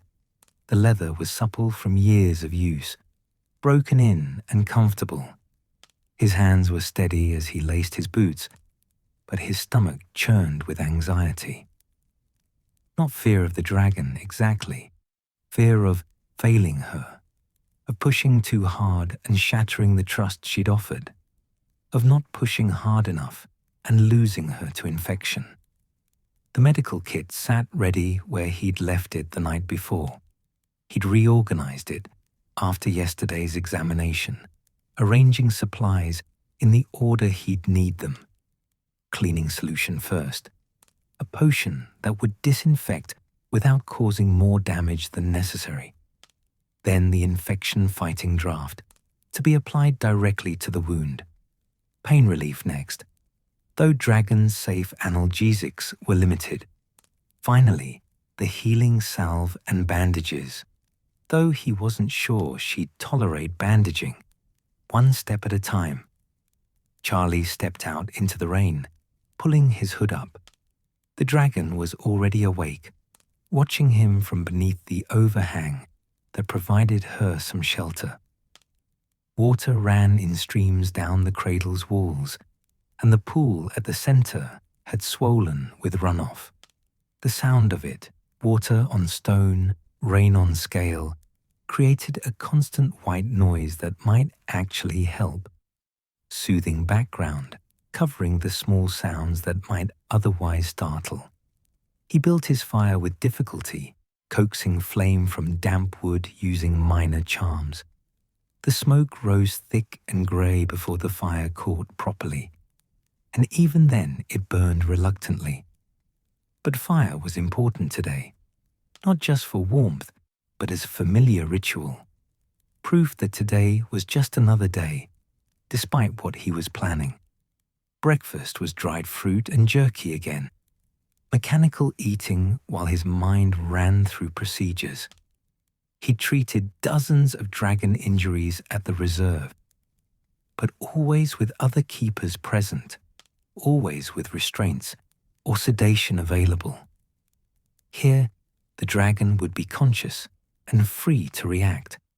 If the pain became too much, if she decided his help was worse than the injury, she could kill him before he registered the decision. That was simply the reality. He'd accepted it when he volunteered for this assignment. "Good morning," Charlie said, once he'd finished eating, his voice carrying across the cradle despite the rain. "I know you can't understand the words, but good morning. I hope you rested well." The dragon's eyes tracked him as he began his approach. No kit today. He'd left it near the fire. This first approach was just about presence, about reminding her that he was safe, that yesterday's contact hadn't been a trick or prelude to harm. He walked slowly, humming the lullaby she knew best. The rain made singing difficult, dampening sound, but humming carried well enough. She recognized it immediately, her head tilting into that now familiar listening posture. After a moment, she added her own voice, that low, resonant harmony that still made Charlie's chest tight with wonder. They hummed together as he closed the distance, water running down both their faces. Charlie felt the rain soaking through his jacket, cold and uncomfortable, but didn't let it affect his pace or tone. When he reached 10 meters, he stopped, settling into a crouch. "I'm going to get the medical supplies now," he said conversationally. "I'll be right back. Don't go anywhere." The dragon's rumble might have been amusement, or warning, or simply acknowledgement. Charlie was learning her sounds, but he didn't pretend to understand them completely. He returned to the fire, collected the kit, and made the walk again. The dragon watched, but didn't tense this time. Yesterday's examination had established precedent. She knew what was coming, or thought she did. Charlie knelt at the same spot he'd occupied yesterday, 10 meters from her bulk. From here, he could see how the rain had actually helped clean some of the superficial grime from her scales. She looked slightly less dire than she had in days, though the infection was still unmistakable. "I need to come closer," Charlie said, opening the kit and beginning to lay out supplies on a waterproof cloth he'd brought for this purpose. "Right up next to the wing. And I need to touch more than yesterday. I need to clean the wound, which is going to hurt. I'm sorry about that. I wish there was another way." The dragon watched him arrange bottles and bandages with what seemed like fascination.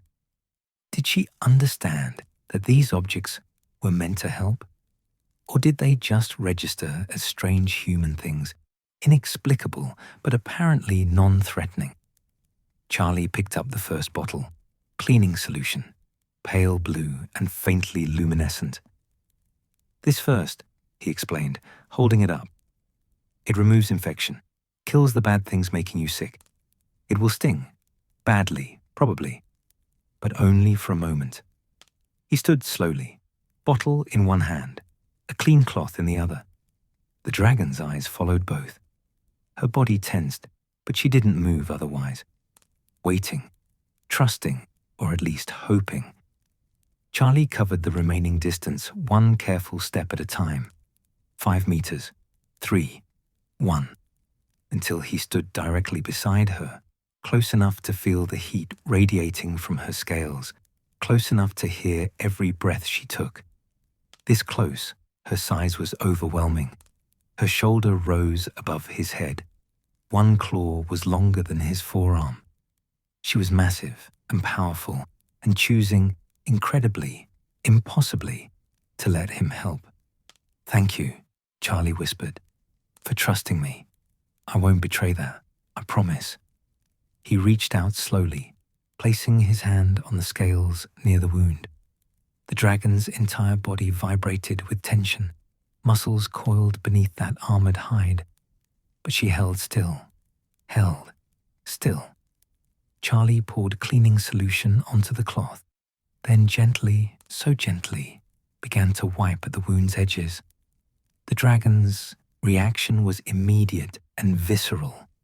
She threw her head back, a sound tearing from her throat that was pure anguish. Not a roar, nothing aggressive, just pain vocalized because there was no other outlet. Her body bucked once, tail lashing, and Charlie had to dance back to avoid being hit. He froze, heart hammering, certain she'd bolt or attack, certain he'd broken the trust irreparably. But the dragon didn't move again, didn't pull away or turn on him. She was shaking violently, sides heaving, but she held position, enduring, allowing. "I'm sorry," Charlie said, voice breaking. "I'm so sorry. Just a little more. I have to clean it properly, or the infection will kill you. Please let me finish." He moved forward again, and the dragon's eye, the one nearest him, rolled to fix on his face, yellow and slit-pupilled and filled with pain, but also something else. Understanding, maybe, or simply resignation. She knew this was necessary. That didn't make it hurt less, but she knew. Charlie worked as quickly as gentleness would allow, cleaning the wound in sections. Each touch brought that same agonized sound, that same full-body trembling. The dragon's claws dug furrows in the stone beneath her, and smoke poured from her nostrils in thick streams. But she didn't stop him, didn't pull away, just endured while Charlie cleaned away infection and dead tissue, revealing raw flesh beneath that oozed clear fluid mixed with blood. By the time he finished with the cleaning solution, they were both shaking. Charlie from adrenaline and emotion, the dragon from pain and effort. "The worst is done," Charlie said, though his voice was barely above a whisper. "The next part helps, I promise. This one helps." The infection-fighting draught was thick and green, smelling strongly of herbs. Charlie poured it generously over the wound, working it into the damaged tissue with fingers that tried not to tremble. This brought pain, too. He saw it in the way the dragon's breathing stuttered, the way her eyes squeezed shut, but less than before. The potion had mild numbing properties, enough to take the edge off.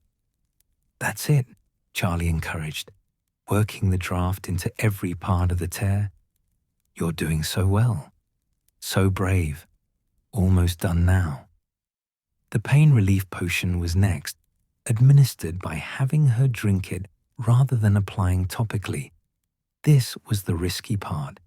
Getting a dragon to swallow something meant getting near her mouth, those terrible teeth, putting himself in the most vulnerable position possible.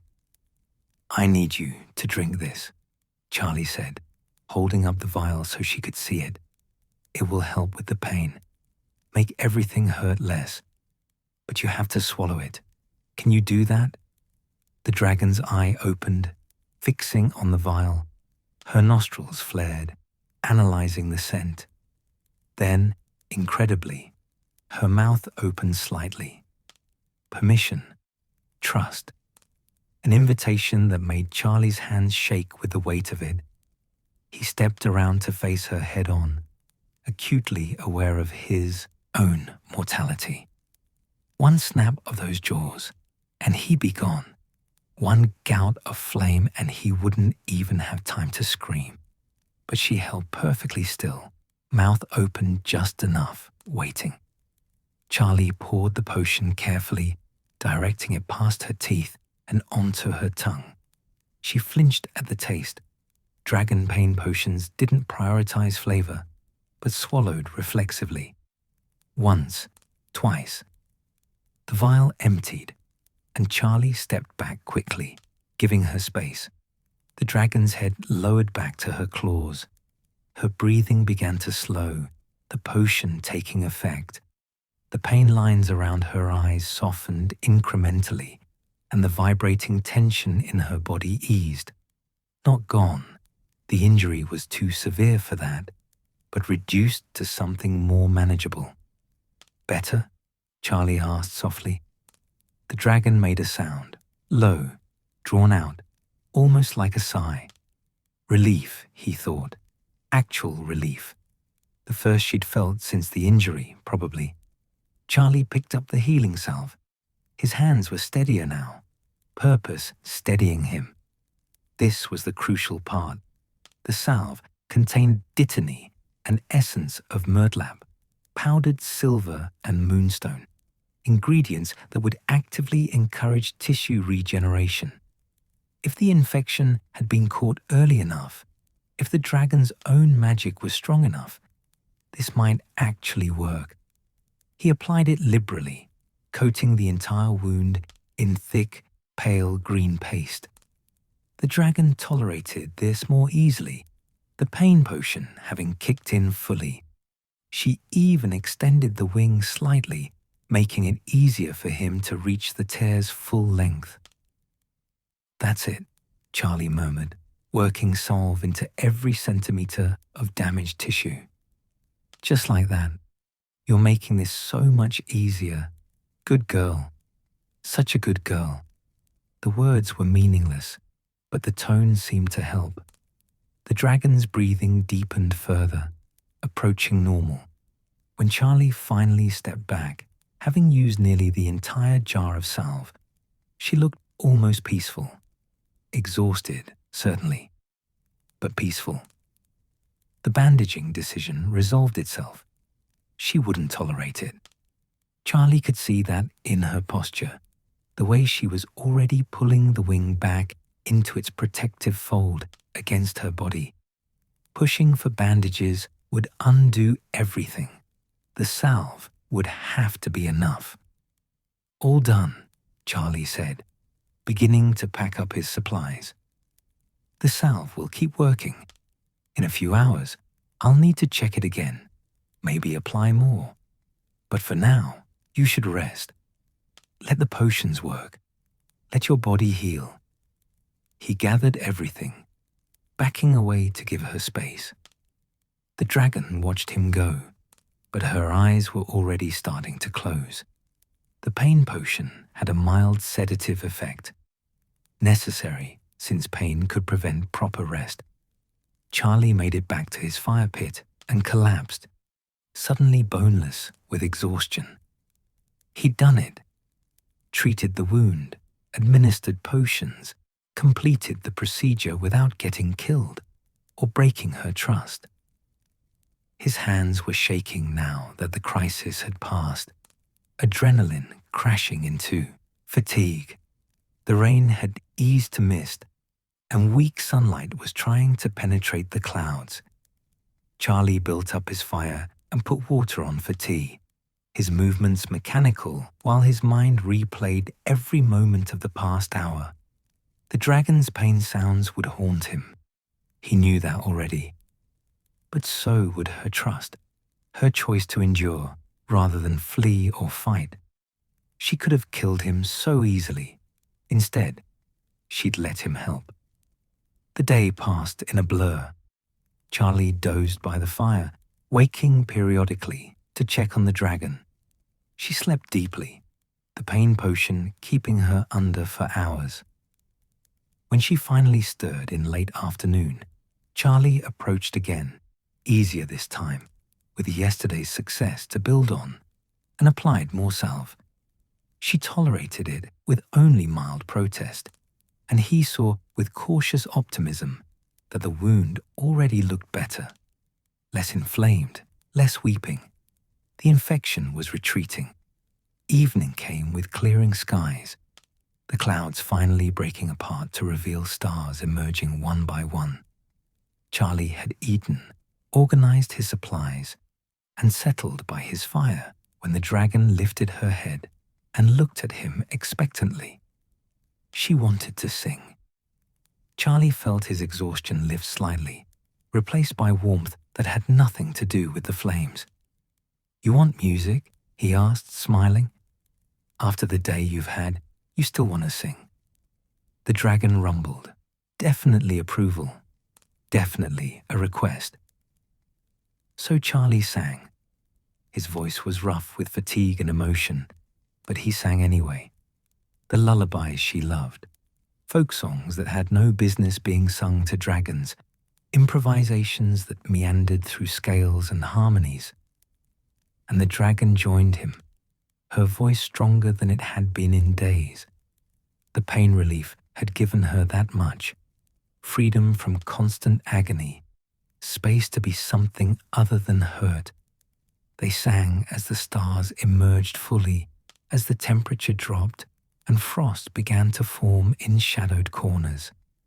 They sang until Charlie's voice gave out again, until the dragon's eyes closed with something approaching contentment, until the night settled into peaceful quiet, broken only by crackling fire and the stream's eternal burbling. Charlie sat in the cold and the dark, watching the dragon sleep properly for perhaps the first time since her injury. Tomorrow, he'd treat the wing again.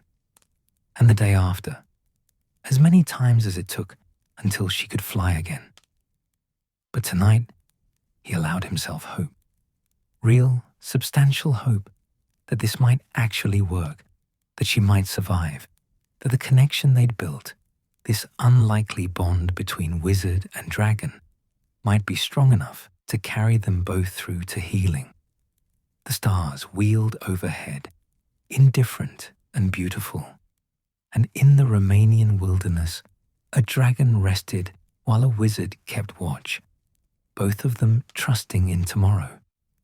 The 14th morning arrived with a stillness that felt like anticipation. Charlie woke to find frost coating everything, his tent, the stones, even the edges of the pool where water had pooled in shallow depressions. His breath misted thickly as he emerged, and the cold bit through his jacket with unusual intensity. Winter was announcing itself, the Romanian mountains preparing for the season when only the hardiest creatures survived. The dragon was already awake, and there was something different about her posture. Her head was lifted higher than it had been in days, angled toward the eastern peaks where dawn was just beginning to paint the sky in shades of rose and gold. Her injured wing, no longer quite so injured, was partially extended, testing its range of motion in small, careful movements. Charlie's heart quickened.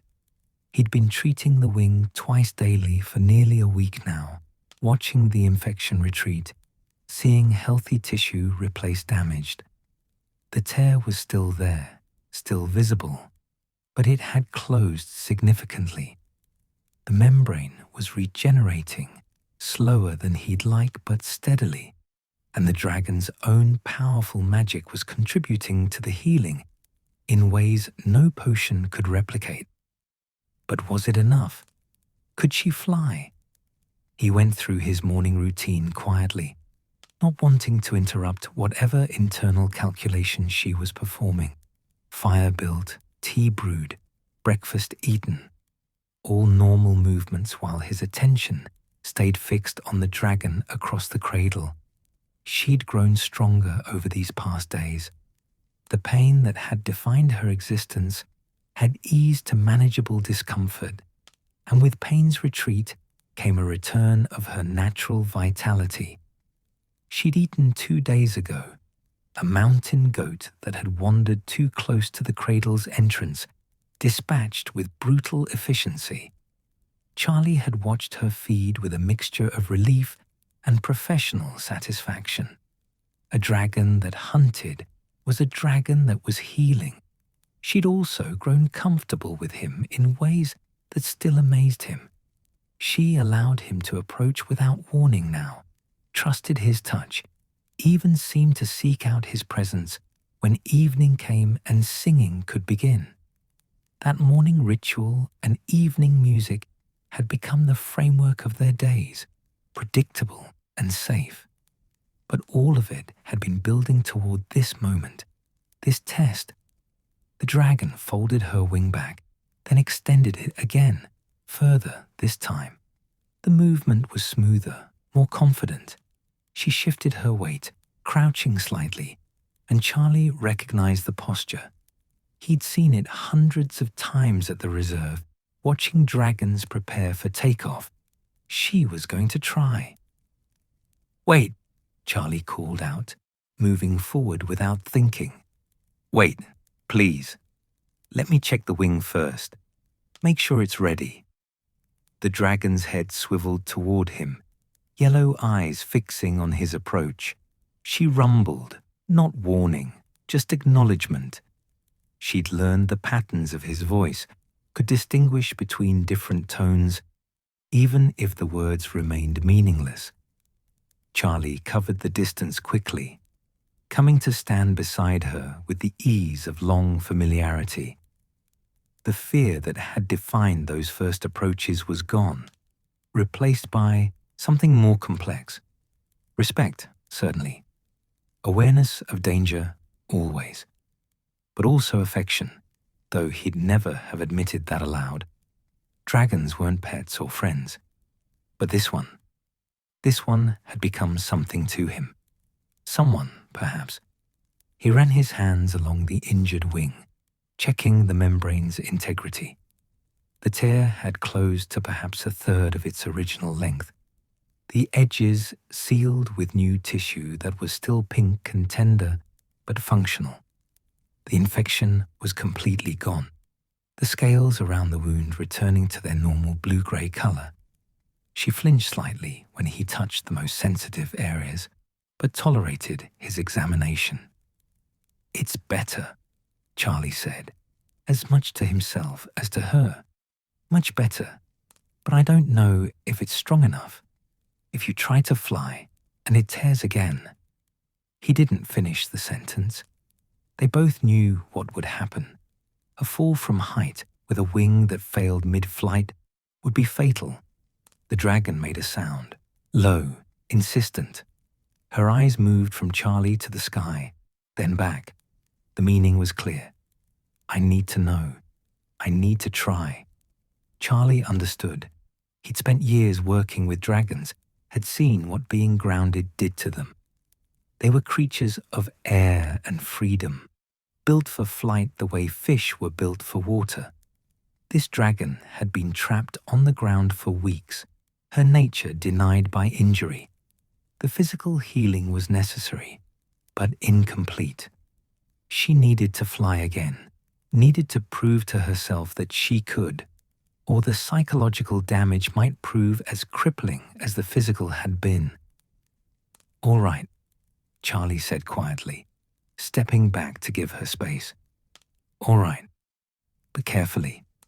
Please be careful."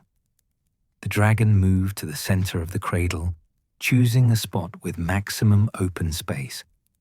Charlie retreated to his camp, giving her room but unable to look away. His hands clenched at his sides, every muscle tense with vicarious anxiety. She crouched lower, wings spreading wide. The injured one extended fully for the first time since he'd found her, and Charlie held his breath, watching for any sign of tearing, any indication that the healing wasn't sufficient. But the membrane held, stretching taut, the tear visible as a pink line but sealed. Then she leapt. The power in her haunches was immense, launching her bulk skyward with explosive force. Her wings beat down, once, twice, and she rose, actually rose, lifting into the air with the ponderous grace of something large, learning to dance. 10 feet up, 15, 20. Charlie's breath caught. She was flying, actually flying. But the injured wing wasn't quite right. He could see it even from the ground. The angle was slightly off, the movement not quite synchronized with the healthy wing. She was compensating, using her right wing more than her left, and that kind of imbalance couldn't be maintained for long. The dragon seemed to realize it at the same moment. Her flight pattern wobbled, the careful balance disrupted. She tried to correct, wings beating faster, but that only made it worse. The injured wing buckled slightly, not tearing but not supporting either, and suddenly she was falling more than flying. She managed to angle toward the cradle's center, avoiding the walls, and hit the ground hard. Not a crash exactly. Dragons were remarkably durable, but not a controlled landing either. She stumbled, tail lashing for balance, wings spreading to arrest momentum. When she finally stilled, she was breathing hard, sides heaving, and her head hung low with what could only be described as disappointment. Charlie was moving before he'd consciously decided to, crossing the cradle at a run.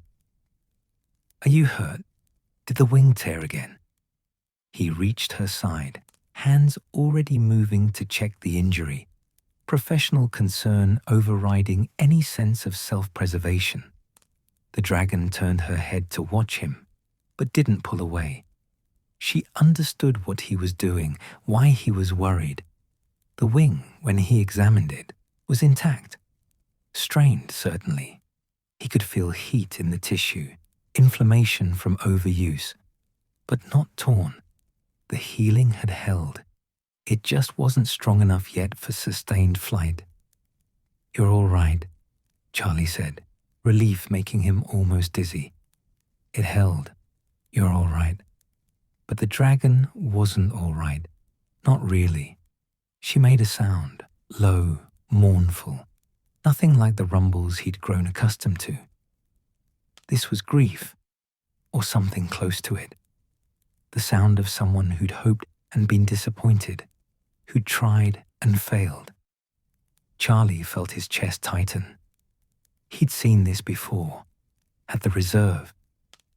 Dragons who'd been injured severely enough that flight became difficult or impossible, who'd tried and failed and tried again, each failure chipping away at something fundamental in their nature.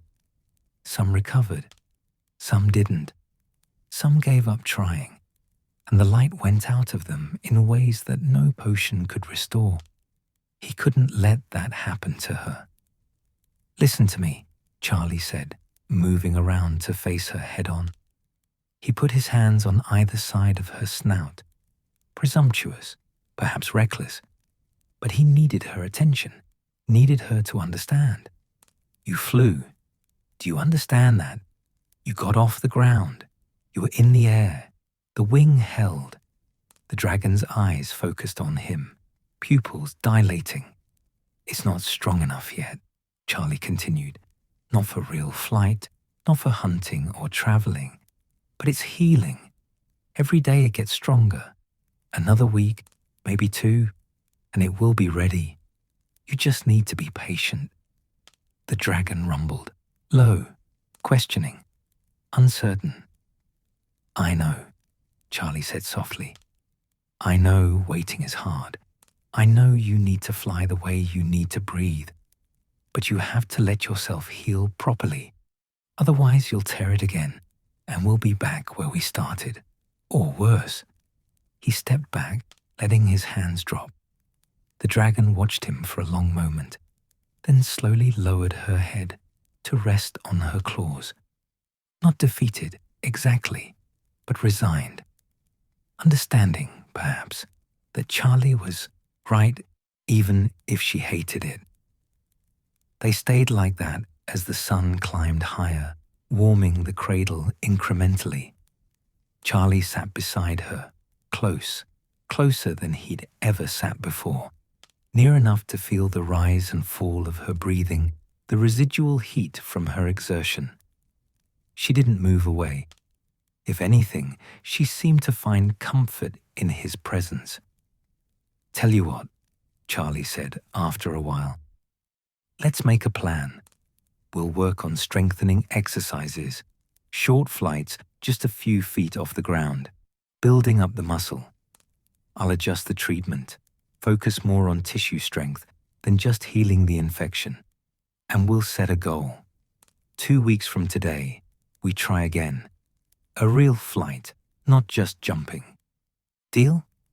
The dragon's eye rolled to look at him. Then, incredibly, she shifted slightly, moving her bulk closer until her shoulder pressed against his side. Physical contact, initiated by her, trust expressed through touch. Charlie's vision blurred with sudden tears. He blinked them away quickly, but some leaked through anyway. "Deal," he said, voice rough. "We'll do this together, I promise." The days that followed established a new rhythm. Mornings were for treatment and exercises. Charlie would coax the dragon through wing stretches, short hovering attempts, movements designed to build strength without risking re-injury.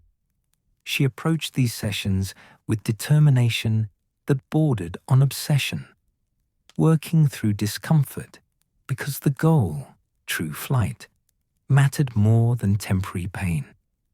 Afternoons were for hunting.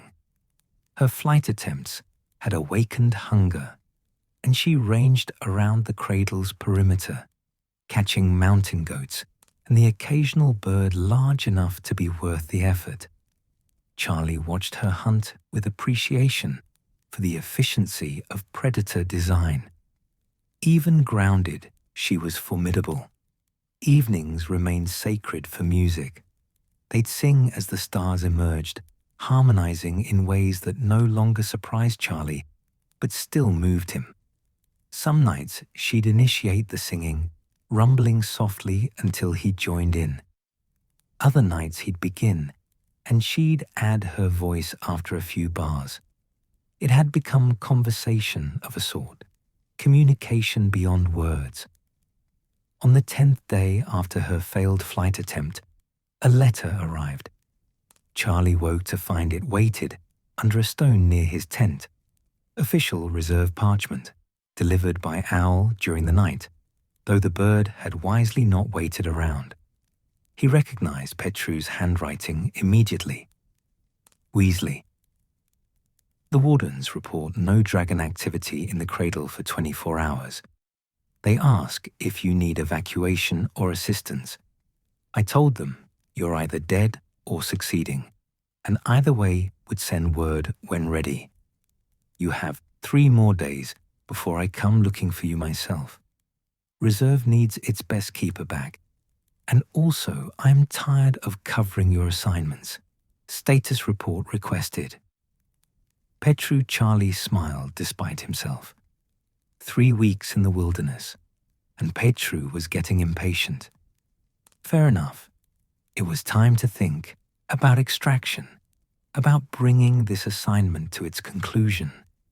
He looked across the cradle to where the dragon was doing her morning wing stretches, extending and folding with increasing ease. The injury was now barely visible, a thin line across the membrane, scar tissue that would probably remain but didn't seem to impede function. She'd done several successful short flights, hovering for 30 seconds or more, covering horizontal distance with increasing confidence. She was almost ready. Charlie spent the day preparing. He organized his camp, packed away supplies he wouldn't need, prepared everything for eventual departure. The dragon watched these activities with what seemed like understanding. She knew something was changing, could probably sense his emotional state, shifting from patient caretaker to someone preparing to leave. That evening, Charlie built his fire larger than usual. The weather had turned sharply cold, winter no longer approaching, but arriving, and frost formed thick and early. He sat by the flames and pulled out the small flask Sandu had packed, the plum brandy, barely touched since that first night. The dragon approached on her own initiative, settling beside his fire in a way she'd never done before, close enough that he could have reached out and touched her without standing, close enough that they were sharing space, sharing warmth, companions in the cold. "Tomorrow," Charlie said, taking a sip of brandy that burned pleasantly down his throat. "Tomorrow we try again. A real flight, not just hovering. I think you're ready. Question is whether you think you're ready." The dragon rumbled, low, steady, confident. Yes, she was ready. She'd been ready for days, just waiting for him to agree. Charlie nodded. "Then tomorrow, at dawn, when the air is clearest, you'll fly, and I'll—" He paused, swallowing against unexpected emotion. "I'll watch you go." Because that was how this had to end. She wasn't tame, wasn't his. She was wild and meant to stay that way. A dragon who'd needed help but not ownership. Once she could fly, she'd leave, return to the wilderness, reclaim her territory, continue the life that had been interrupted by injury and poachers. He'd known that from the beginning. Didn't make it easier. The dragon seemed to sense his melancholy. She shifted, and her tail curved around behind him, not restraining, just present. Physical reassurance from a creature that had learned gentleness alongside strength. They sat together as the stars emerged, and Charlie sang. All the songs she loved, all the melodies they'd shared, pouring 3 weeks of connection into music that carried across the cradle and up toward the sky she'd soon reclaim. The dragon harmonized, her voice strong and sure, no longer the pained creature from that first day, but something magnificent restored. When silence finally fell, it felt complete rather than empty. Everything that needed saying had been said in the only language they truly shared. Dawn came cold and clear, the sky that particular shade of deep blue that preceded sunrise. Charlie was already awake, had been for hours, too anxious to sleep properly. He sat by his fire and watched the dragon go through her preparations, stretching, wings extending fully, testing every movement. She moved to the cradle's center as she had before, but this time there was no hesitation in her posture, no uncertainty. She knew she could do this. So did Charlie, though his hands were clenched tight enough that his nails bit into his palms. The dragon looked back at him once. Their eyes met across the distance, yellow and brown, predator and human, dragon and wizard. In that look, Charlie saw acknowledgement, gratitude, perhaps, farewell. Then she turned away, crouched, and leaped. Her wings beat down with enormous force, and she rose smoothly into the air, 10 feet, 20, 30, higher than before, steadier. The injured wing was working properly now, synchronized with its partner, bearing weight and providing lift. She climbed in a tight spiral, gaining altitude, and Charlie's breath caught at the sheer grace of it. She circled the cradle once, a victory lap that sent her shadow racing across the stones. Then she turned towards the mountains, toward the wilderness beyond, and her wings beat faster. She was accelerating, leaving, claiming the sky that had been denied her for so long. Charlie watched her go, one hand raised in a wave she probably couldn't see and certainly couldn't understand. She grew smaller against the dawn sky, became a silhouette, then a speck, then nothing.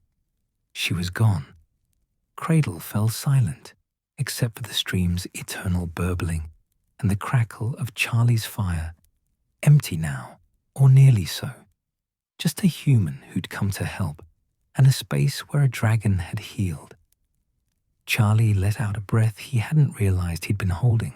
His eyes stung, but he was smiling. She'd flown, actually flown, strong and sure and free. Everything he'd hoped for, worked for, risked for. Success, complete and absolute. He stood, his body stiff from the cold and from sitting too still, and began breaking down his camp. Time to go home. Time to return to the reserve and resume normal life. The dragon was healed, his job was done, and Petru would be relieved to have him back. But as he packed his tent and organized his supplies, Charlie found himself pausing frequently, looking up at the empty sky, remembering music and trust and the weight of a dragon's head resting near enough to touch. He'd worked with dozens of dragons, hundreds maybe, but this one would stay with him differently. Not because she was more dangerous, or more beautiful, or more anything quantifiable, but because she taught him something about gentleness, how it could be its own kind of strength, how patience could be its own kind of courage. The sun cleared the peaks, flooding the cradle with golden light. Charlie shouldered his pack, took one last look at the empty space, and started the long walk back toward the reserve. He'd gone perhaps a kilometer when he heard it, a sound that made him stop, turn, look up. The dragon was circling overhead, high enough that she was barely visible against the brilliant sky. She'd come back. Just for a moment. Just to, what? Say goodbye, properly? Acknowledge him one final time. She called out, not a roar, not a threat, but song. That same harmonizing note she'd added to his lullabies, offered now from the sky she'd reclaimed. It echoed off the mountain faces, pure and clear, and unmistakably meant for him. Charlie cupped his hands around his mouth, and sang back. One verse of the lullaby she knew best, his voice carrying up to where she soared. Hush now. Close your eyes. Rest beneath the starlit skies. Morning comes with gentle light. Safe you'll sleep through darkest night. The dragon called again. Acknowledgement, gratitude, farewell. Then she turned and flew toward the distant peaks, for real this time. Charlie watched until she disappeared completely, until even his imagination couldn't place her against the sky. Then he continued walking, humming softly, carrying the memory of song and scales and trust built in darkness under stars. 3 days later, at the Romanian Dragon Reserve. You look terrible, Sandu said, by way of greeting, as Charlie stumbled into the main office. But alive. This is good. Your mother would have been very angry with me if you died. Charlie laughed, dropping his pack and accepting the tin cup of strong Romanian coffee Petru thrust at him. Missed you too. The dragon? Petru asked, leaning against the table. The wardens saw her flying 3 days ago. Strong flight, good altitude. She looked healthy. She is, Charlie confirmed. Wing healed properly. She'll have a scar, but full functionality restored. She's back in the wild where she belongs. And you sang to her? Sandu's eyes twinkled. The wardens heard music echoing from the cradle at night. They thought perhaps you had gone mad. Maybe I did, Charlie said, but he was smiling. Or maybe dragons appreciate lullabies more than we give them credit for. He filed his official report, answered their questions, submitted himself to a medical check that revealed he'd lost weight and acquired several new scars, but was otherwise intact. Then finally, he was allowed to return to his cabin and collapse into his own bed. Before sleep claimed him, Charlie pulled out his journal and made one final entry. Day 22. She flew at dawn, strong, steady, free. The wing held perfectly. She circled back once before leaving, sang farewell in her way. I sang back in mine. Consider the assignment successful. Learn something important. Gentleness isn't weakness. Patience isn't passivity. Sometimes the bravest thing is to sit still and sing until someone who's forgotten how to trust remembers that not all hands bring harm. She's out there now, somewhere in the mountains, flying, living, free. That's enough. More than enough. He set the journal aside, closed his eyes, and dreamed of harmonies that bridged species, of trust built slowly under stars, of a dragon who'd learned to sing,